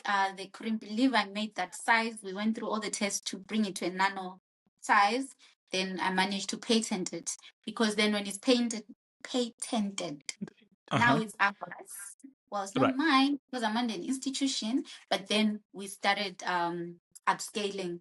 So now they can't leave me. They can't let me go because they need me to produce all of that. So Wow. now we're selling it to industries, even though it's really through the university and I get a small percentage, but it's still patent is something I invented. It's something And how long does this patent run for? we renew every, is it 10 years? 20? Okay. I Hmm. think it's America, I think it's 20 years, which Hmm. but 20 years is enough for us to have revolutionized the industry. And I take my work very seriously. Like I publish as much as I can. NRF, we have something called the National Research Foundation in South Africa. Hmm. So getting a rating from them is like a huge deal, especially to us in the early career. So Yeah. they rated me last year. So I'm an NRF rated researcher, which is like huge. So my CV suddenly looks like, wow, she does a lot.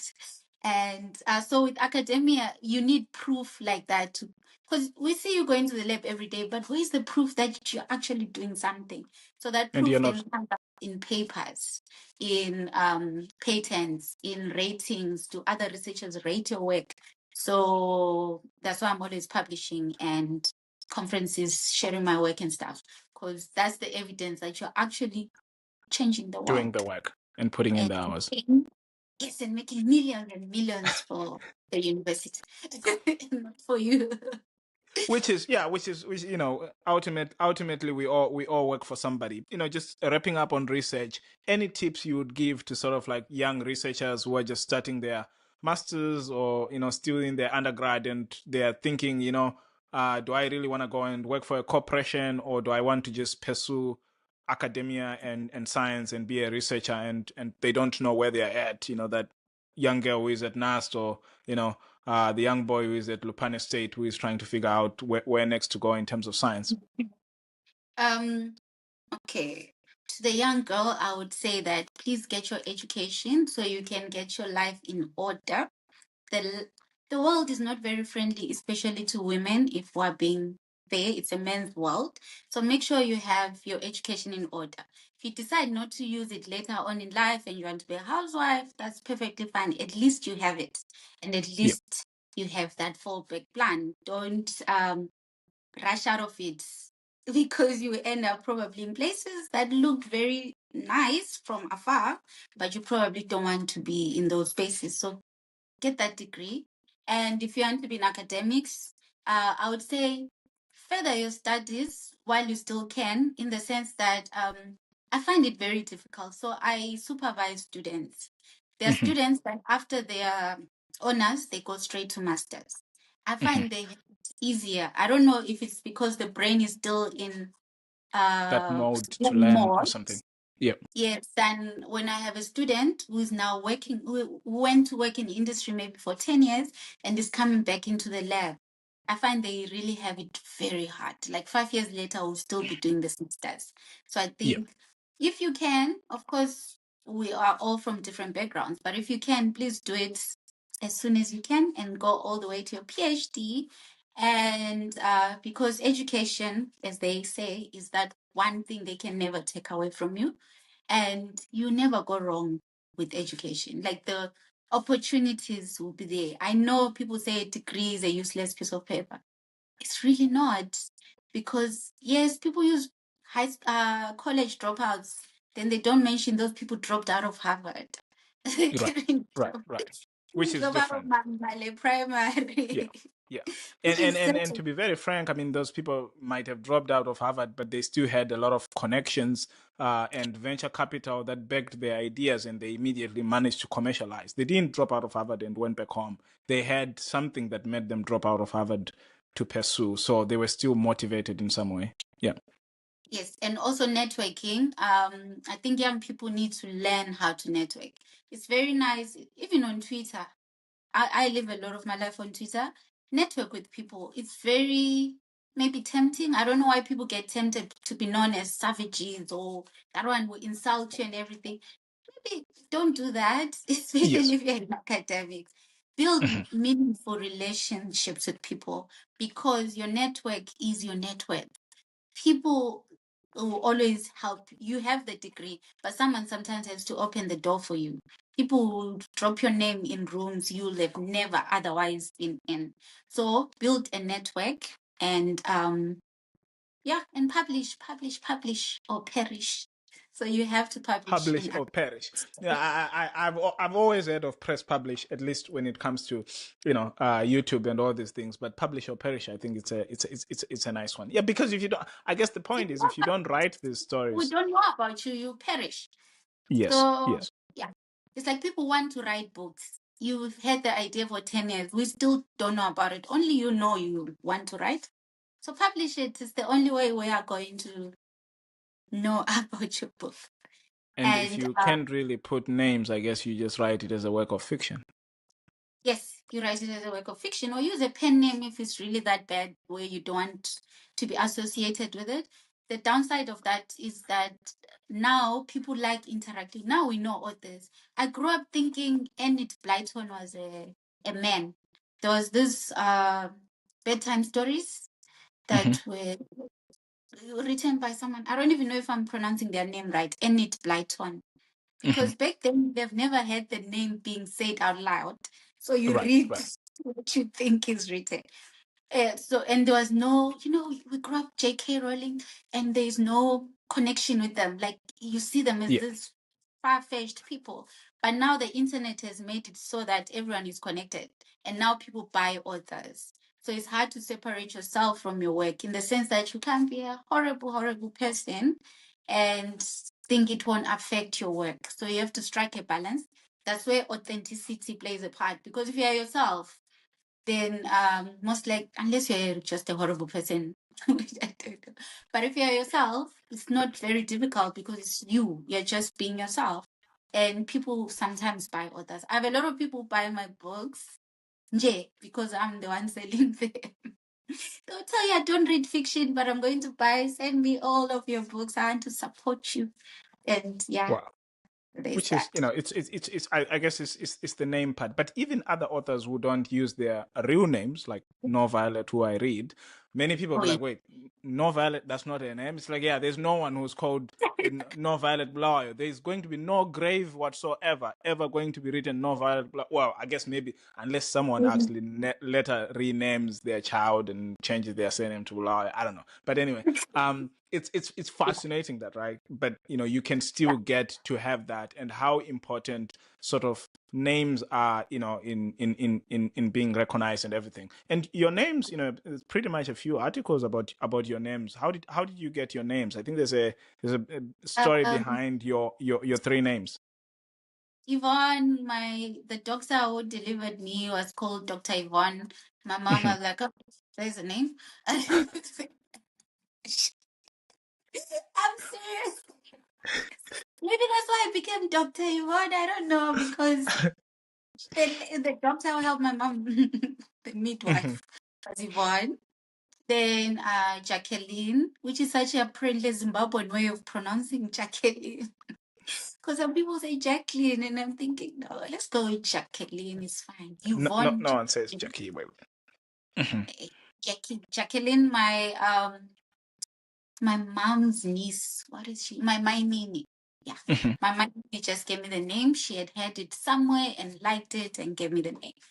Then Tandegile, my father gave me the name. It means it means the beloved, the loved one.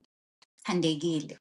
So she gave me that name. So when I joined Twitter, I remember I wanted to use Tandegile as my name because as I grow older, all the things I didn't like, I now like. Like I'm back to, I never used to like coming from the village. It was Right. embarrassing when I was in Sacred Heart. I would hide it because when people were talking about their holidays, and I'll be like, "Ish," and I would feel like, What but what, now what that was I'm I older, doing? yeah, it was embarrassing. But now that I'm older, those are the things that, like, this is my story. This is what makes me who I am. And my name, I was holding on to Yvonne because it was English. Now that I'm older, I use Tandegile a lot. But when I joined Twitter, my friend Tandegile Mamo was already there. Everyone Oh knows it. yes. So I couldn't use the name. So yeah. Also, I have a lot of names, but I just go by one name because I think it's easy for everyone. I like simplicity. So if you find me anywhere on social media, I use my real name. I say everything with my chest. If I'm going to tell you off, I'll use my real account and my face there and tell you what I want to say. Well, then there's no need for listeners to try and dig out any ghost accounts, other than this. But Well, I think one thing that's also actually quite interesting on your social media is your recurring themes of faith, and religion. How important is that? I mean, in terms of your life and how you have had to adjust in new places, meeting new people, and just keep on this rigorous schedule that you have in your life. so one thing that the Catholic Church did well was make us religious. So Mhm. it's it's I don't know if it's good and bad, but I like it because then it made me like I'm such a believer. Like I'm those Christians who go to church on Sunday.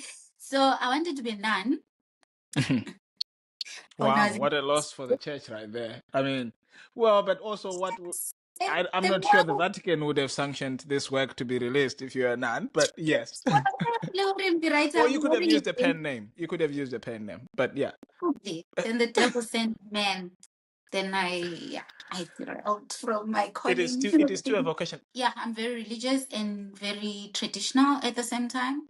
I don't do the ancestral works and stuff, but I'm like grounded in traditional beliefs more than Mhm. the ancestral parts. So I do, the whole traditional ceremonies, the way things were done and things are done, the male roles and female roles, which Mhm. people always find it funny because I'm the one who will be saying it because I think Yeah. I give off highly independent. No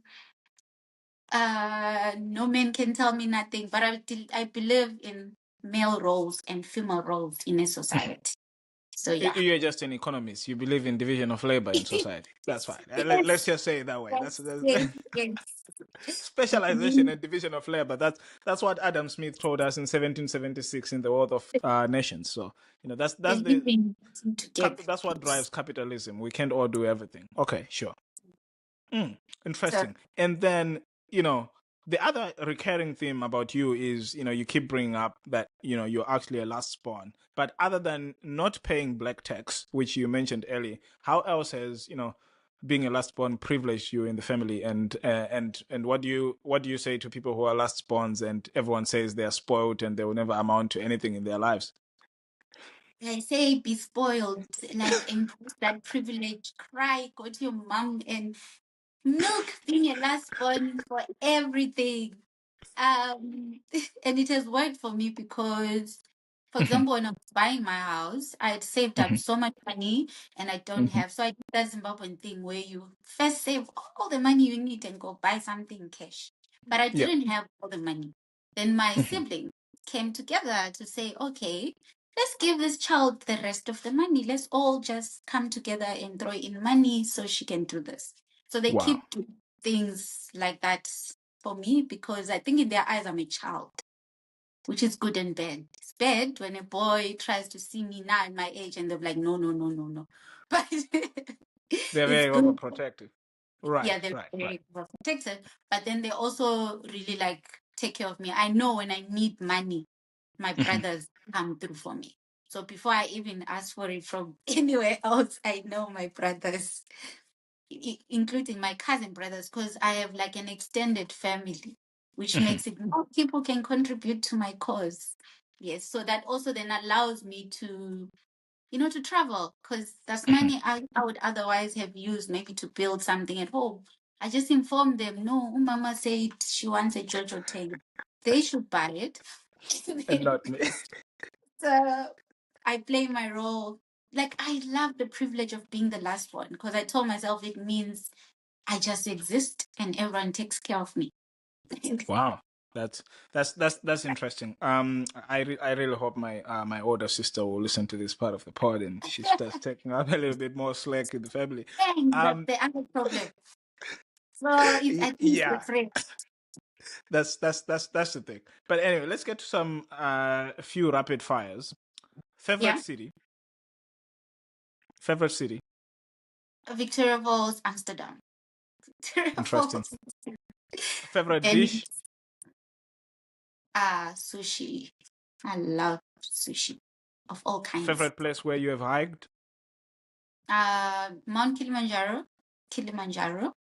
I really thought you were gonna mention Nyanga here. Fine. Anyway, Frankly, because as I someone immortal with my cancer. Kilimanjaro. favorite African author. Ish, that's a close one. Like, there are 10 names running through my head right now. You don't want to offend people. Oh, yeah, there's also that. Where you're like, when you say my favorite author is A and someone heard that I don't like B. Because I read a lot of African authors, and I'm in You the can give same the top ones. community. And I'm You in can the give your same top ones. community with them. I like Sunyati. I like Mhm, Segile Kumalo. I like Chimamanda. I really like Chimamanda. Half of his stuff. I was not a mhm, literature student, so I think some of his stuff is for literature students. mhm, I like Bettina. She's mhm. funny. She's She very is good. funny. She is She's good. She is good. oh, right now. She's very, very good. And yeah. So I like No Violet Bulawayo. I don't know her real Mhm. name. We need new names. Yes. Yes. And the other one, which should just be right there, Glory. That's the latest one, I think. Uh, I'm thinking of women, like I had women, because one of my favorite African authors is called Pilani Einyoni. hmm, Like, it's from interesting. I Bulawayo. haven't. So Okay. good. Like he's so good. And he's so underrated. I wish people could just experience his work. He's really, really, really good. Interesting. Favorite concert that you ever attended? Music concert, that is. John Or maybe the. Legend. Okay. I know it's in That's the book, but more investigative work being done. but there was also one, Jason Derulo, I think when Universal Studios in Miami, somewhere in Mhm. Florida. Yeah, that Yeah. was a trip. But John Legend takes the trophy somewhere in Joburg, going Joburg. Mhm. Wow, that's interesting. Tea or coffee? Coffee. Ah, and guilty pleasure? Uh Coke Zero. Does that count? Like I literally binge on that. Coke Coke Zero. Zero. Is that a Yes, health and theme that you're getting from your trainer, or no, but I've this is actually always some? Okay. even if you read my books, you realize my characters Oh just yeah, drink Coke. there's. Mhm, I love Coke Zero. I love chocolates. mhm. Ferrero Rocher is my favorite. I know people say bad things about it, but it's so good. It's good. It is. It is. And I think for those who went to boarding schools, it comes with a few memories as well. So I don't want to. I Valentine's don't want to Day. talk about my past year, and I don't think I've ever bought any Ferrero Rocher for anyone in my life on any date around in February. But yeah, we are I'm going to giving move you on. a bombastic side eye. Yes. What is the one thing that you can't live without? My phone. Your phone. Oh, Because interesting. I read on my phone, I write on my phone, I watch movies on my phone. I feel like my entire life I read emails on my phone. When I'm on a treadmill in the gym, I check my email. I live with my phone. Hmm. And tell me more about this quote that you have on your social media. Okay. Well read and well traveled, runs on caffeine, sarcasm, and inappropriate thoughts. Well, I'm all read 5 degrees. Right.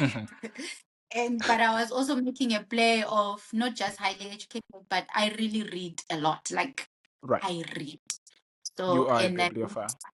yes, across subjects, like I can read anything. I'm not just reading one thing. So I think I consider myself well read, well Mhm, traveled, 30 what, 34 countries. I was mhm, supposed to go to Mauritius this month, but then something happened at work. I can't just go. So mhm. 34, it will be 35 soon. So I think to me, that's well traveled for someone living in Africa. That is well That traveled. is true. That is And true. once on caffeine, yeah, I keep the coffee industry in South Africa in business. I buy coffee. How many cups do um, you have a day? two actually. I Okay. buy hot coffee in the morning and I buy iced coffee in the afternoon. All right. All right. So you're not Then like someone yeah, who not starts shaking before you have it, or you just drink it. Okay. Okay. yeah. If I go for a third cup, it has to be decaf. Mhm, Try to limit the caffeine. Then mhm. runs on inappropriate thoughts. I can't be serious to save my life. Like you'd kidnap me, and I'm like, oh my god, he held me so nicely when he was putting me in the van. The way he grabbed me, whew. Stockholm So I syndrome can't, 101. so I can't be serious to save my life. It could be like, yeah, like the thought that would cross my mind. I'm like, yeah, he kidnapped me, but at least it looks hot, so I Yeah. can forgive And him. So veins running through his hands as he was pulling me away. I mean, it was so I dark. I mean, what could go wrong? so I'm like, this is good. They'll be like, wanting to let me go. I'm like, no, I like it here. Let's stay here. I want to stay with you. So I feel like even if you see my tweets, I don't write serious stuff. You never really find me writing like motivational stuff, or Mhm. even when I have something serious to say, sometimes it easily just goes left and ends up being silly.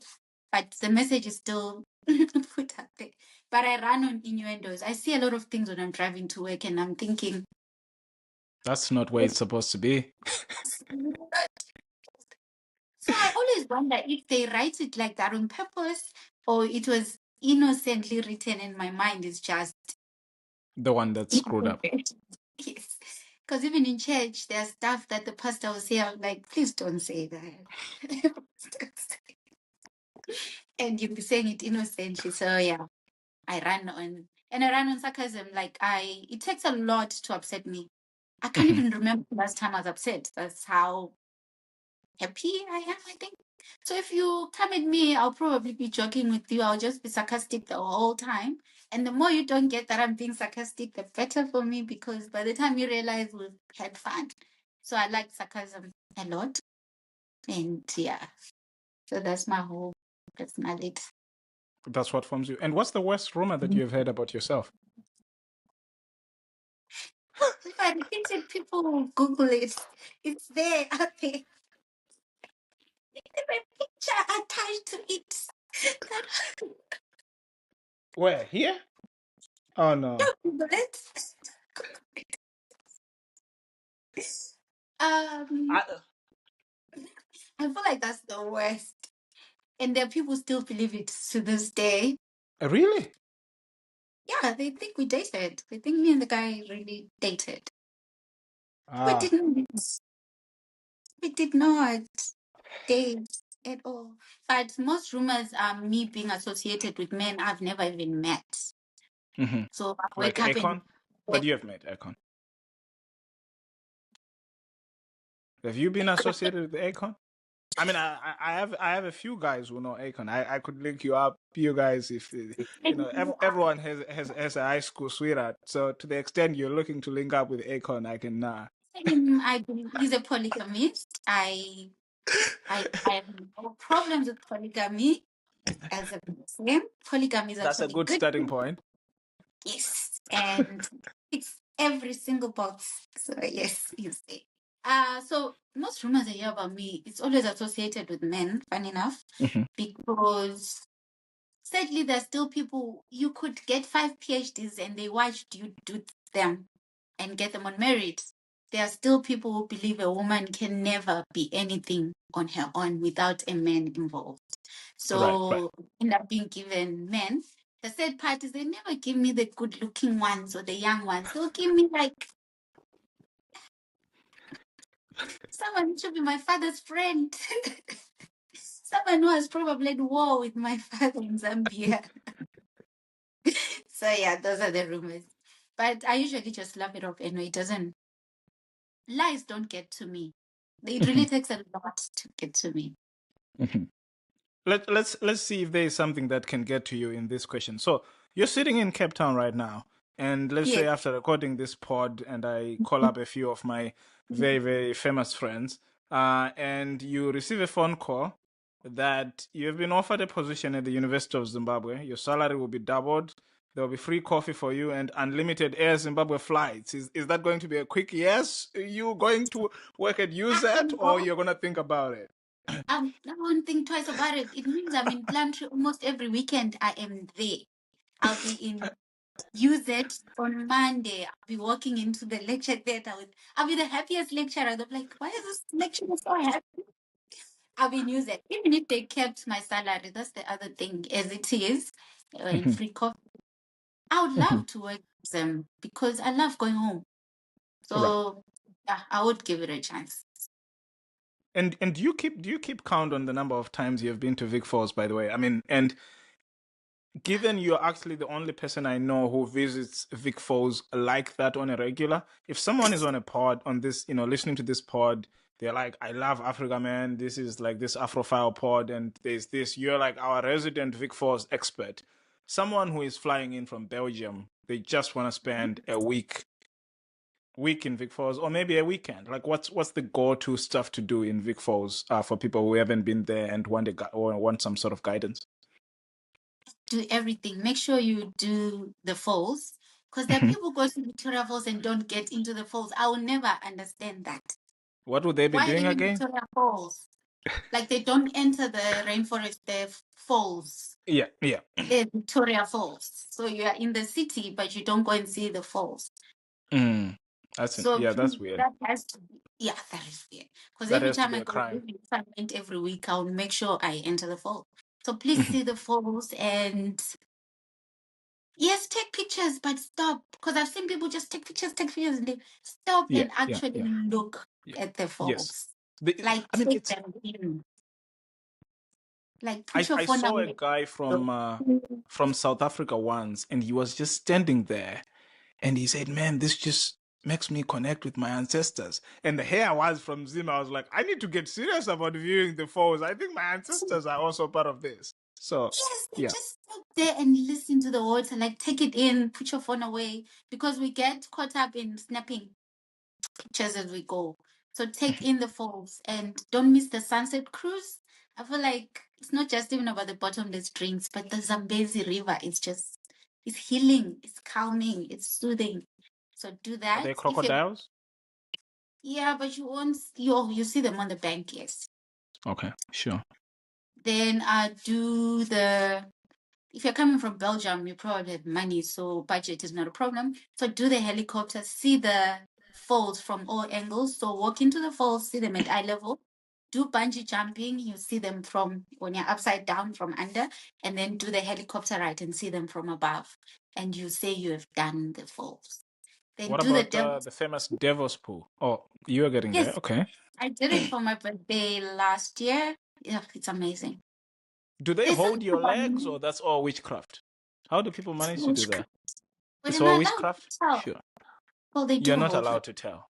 Unfortunately, people have to go to Vic Falls and get into the Devil's Pool It and float does. and take pictures. Okay, Yes, sure. because there's something about okay. I like extreme stuff. I want to do Kilimanjaro and stand at the top and hardly breathe. I want to Hmm. bungee jump and feel like I'm falling and dying. I want to skydive. So those are my kind of things. And yeah, so sunset Interesting. cruise And control. where is it best to stay and eat in Vic Falls I in the always city? stay at the I always stay at the Victoria Falls Safari. Well, most of the time I stay at the Victoria Falls Safari Club because I love Mhm, the so all my books when you read and the characters are in Victoria Falls, they're at the Safari Club. Because there's mhm. when you sit on your balcony, like there's this forest, you can hear the Zambezi River, there's a watering hole, like you feel like you're in the jungle. To me, that's very nice. Eat try the boma. It's a Mhm. very African. I'm in Zim. I'm from Zim, born and bred. I used to catch caterpillars. You know, when you translate to English, it sounds funny, but we used to catch Yeah, yeah. caterpillars for food. So now when you go to the bowman, they'll be like, try a caterpillar. I'm thinking, I get this from the tree itself. But it's always an experience for people who are not exposed to the Yeah. culture. And for Yeah. those who will not understand, I mean, these are mopane worms, right? Yes, And not like caterpillars made by Caterpillar in America. But anyway, Shoe or not the, what do you call that not caterpillar? not not The not forklift. uh, not equipment, but actually you also spend some time in Matopos. I mean, for someone who is just visiting Bulawayo as a city, what should they do? I mean, my personal favorite is obviously going to the Natural History Museum, which I think is just amazing, and then obviously ending that day with Matopos and the so-called world view. We're gonna get to the grave soon, which I know you have opinions about, but let's start from Bulawayo. What should someone do in that very, very, I always say Bulawayo is like Washington, D.C., the roads are wide, the people are civilized, because I guess in DC everyone is a spy, Yeah. but in Bulawayo people are actually nice and the food is amazing. And yet it's just this underappreciated city that's there. But what would you advise people to do in the city, or within the vicinity of the city? Find a very central place that's busy and stand. People are beautiful. If you've never seen gorgeous people, like just stand there and watch people, you'll be like, wow, Yeah. these people look good. And there's also the railways museum. They turned it into a museum of sorts. It's also something interesting to visit. But I go to Matopos a lot. I don't think I've ever taken Bulawayo as a tourist hub. To me, Right. it's always want to eat and then I drive out. drive out. And so Matopos, I love Matopos. I think I'm always there as well. I'm sure I've stayed everywhere. But Amalinda was a highlight for me. It was, I'll never understand Zimbabwean pricing because I don't know why I was paying so much. But I love the ambience. I love the infinity pools. I love being in a place in Zimbabwe where I feel like I'm not in Zimbabwe. Where it's Right, like, right. this is the Zimbabwe they don't show you type of thing. But there's Where also they hang healing. out with like Bill Gates and all the other guys. That's where they go. Not. Yes. But there's healing. I don't know how to explain, but I'm a nature person and very traditional as well. So I believe in nature healing. You find healing in Matopos. Like just take a hike through that forest. You feel calm. You feel good. It's healing. Then you go to the grave and you get upset. Yes, that's the point. Your opinions on the grave? I mean, there are debates on this, right? There are some people who say, Sisu should be exhumed and sent back to London. Carry him off like David Livingstone to Petina's book. Or some who say, famously, the ex-president Mr. Mugabe famously said, "Well, look, I mean, the man has committed atrocities, but his grave does bring revenue when people come and see it. So we should leave the grave, and we should have more tourists, and that's how we tax his horrible, like actions." So where do you lie there? What do you think? Well, I'm sure people see my rants online because I don't like that grave being there. Hmm. But also when I approach it from a logical mind, it's okay for the grave to be there. My problem is next to it there's what do you call it? A A statue monument. that says the brave men who fought, and yeah, Yes, to me it's that it's it's a doesn't sound monument of some sort. Yeah. because the brave men that are referred to there killed the Ndebele warriors, and then they Yes. get a monument, and our warriors don't. So if it's Yes. really like about history, surely the government will have also erected a monument for the brave Ndebele Yeah. warriors who Mhm. died defending their own land. But also Mhm. it goes to marginalization and it will get very political Right. and Right. Zimbabwe. And then all it takes is one Zimbabwean to just pick one line and run with it, and suddenly I'm a Yes. politician. So I wish they could honor our people. The grave should stay there, Cecil John Rhodes. He's part of our history, unfortunately. Mhm. But also, I feel like Mzilika's grave is outside the national park. It's just outside the national park. Oh, So, and interesting. many people don't even know where it is. Many people don't visit it. some people argue that, oh, because of he was a king and disrespectful, people shouldn't just access it. But I feel like if the government, they could have made a shrine, then we don't go to the grave itself, we respect it. There should be a shrine with the history of our people, because we read about Rhodes, all the good things he does. There's Leander Star there, all the things he did for his people, the monument, the Yeah. brave men, what they did. Where is our history in that park? People are Yeah. coming from far and beyond, and there's the history, but where is our history? So if we're keeping the old history, let the history coexist. Let's tell both sides of the story. So yeah, to me, like, we are independent. We are how many years post-independence? We need to tell our own stories. So yeah.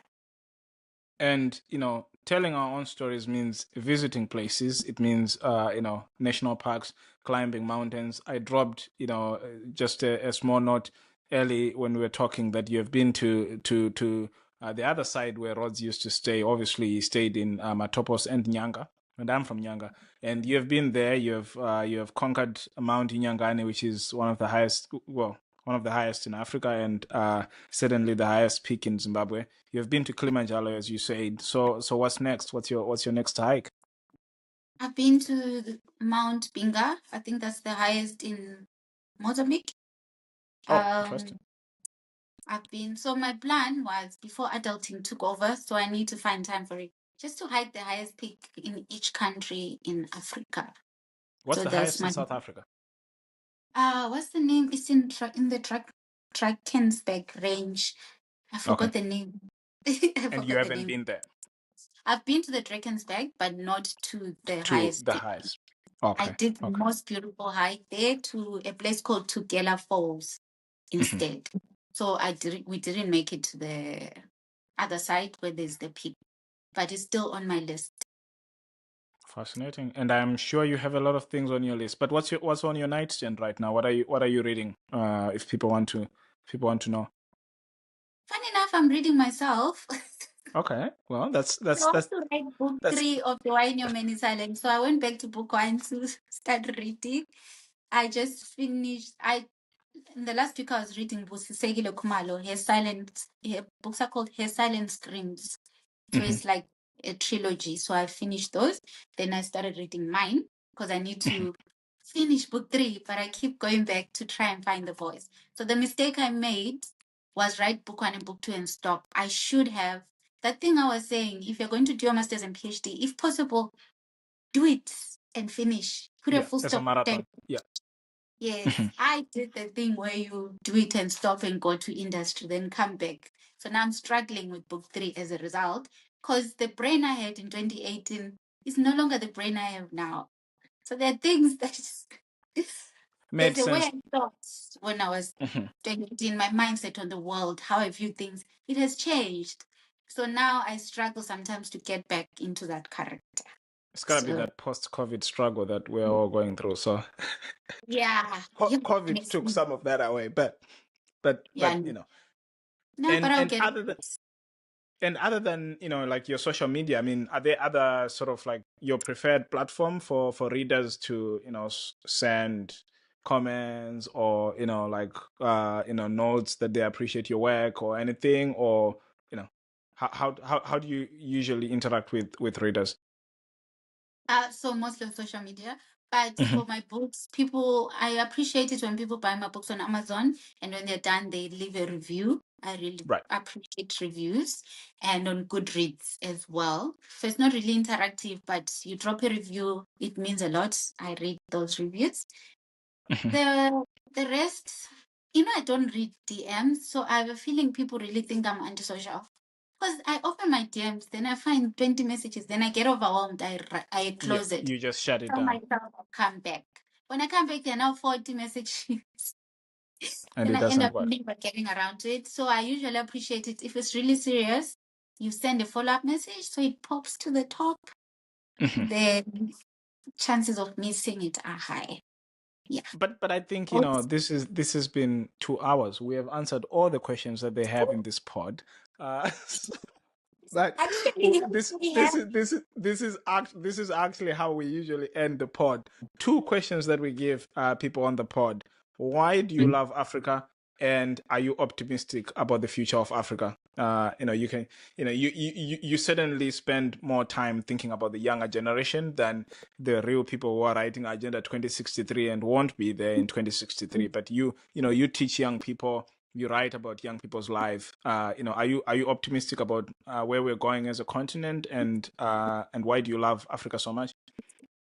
I love Africa so much because I feel like we're deeply rooted.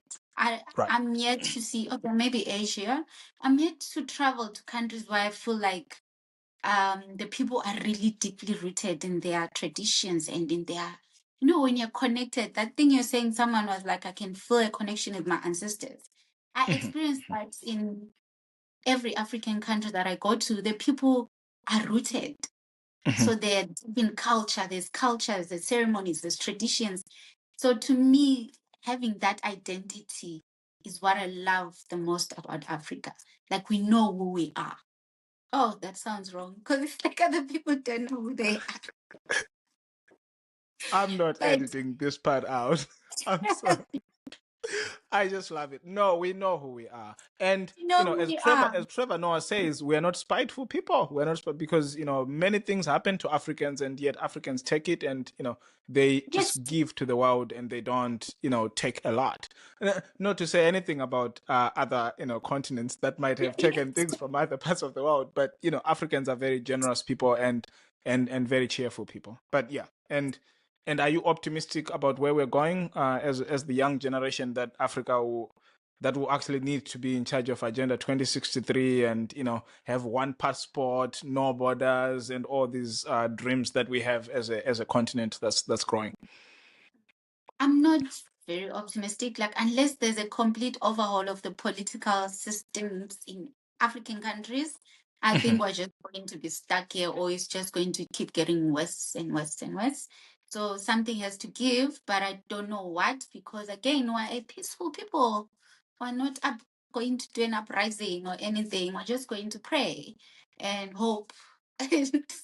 Yeah, so I'm not very optimistic, but I'm also one of those people, like, I've had many opportunities to go to permanently relocate to Europe or to America, and I'm thinking of going to use it. Like, it's That's like your I'm moving dream. back.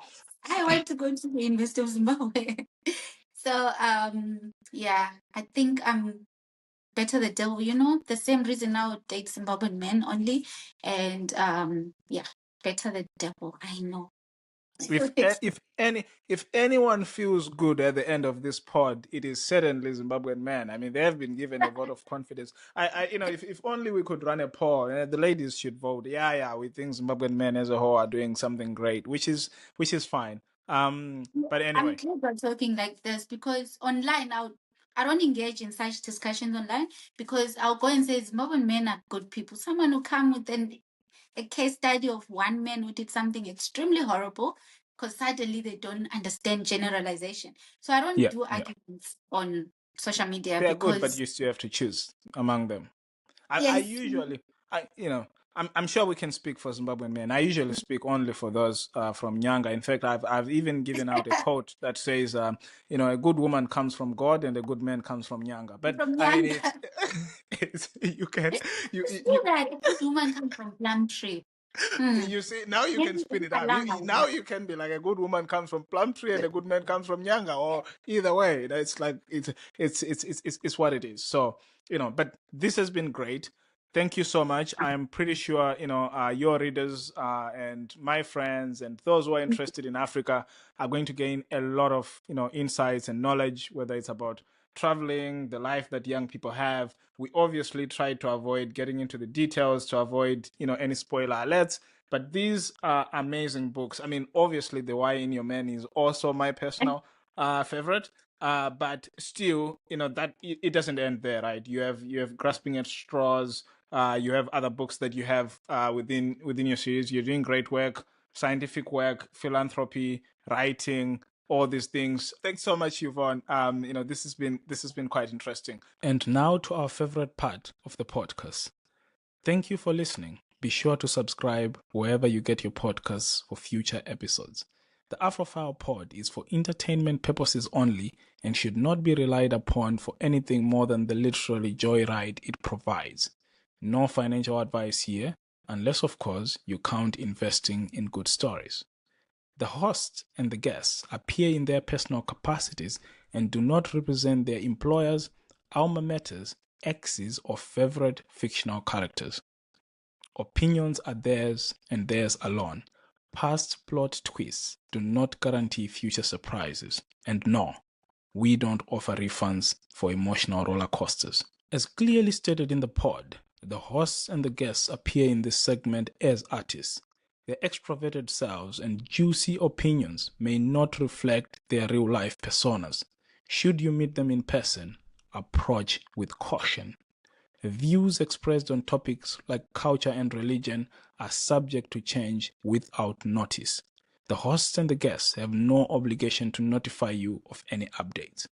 Any reproduction or redistribution of this podcast or our guests' literary fantasies without the prior written consent of the producer, Mr. Maro of Africa, will result in a stern side eye and possibly a dramatic lawsuit. The Afrophile Pod is recorded, produced, and edited by Maro of Africa. Tough Maro serves as our executive producer. Our theme music was sourced by Robbie Okunyanga. Brian Maro is our global head of podcasts. Thank you for listening to the Afrophile Pod. We'll be back next time with more guests who will make you fall in love with Africa.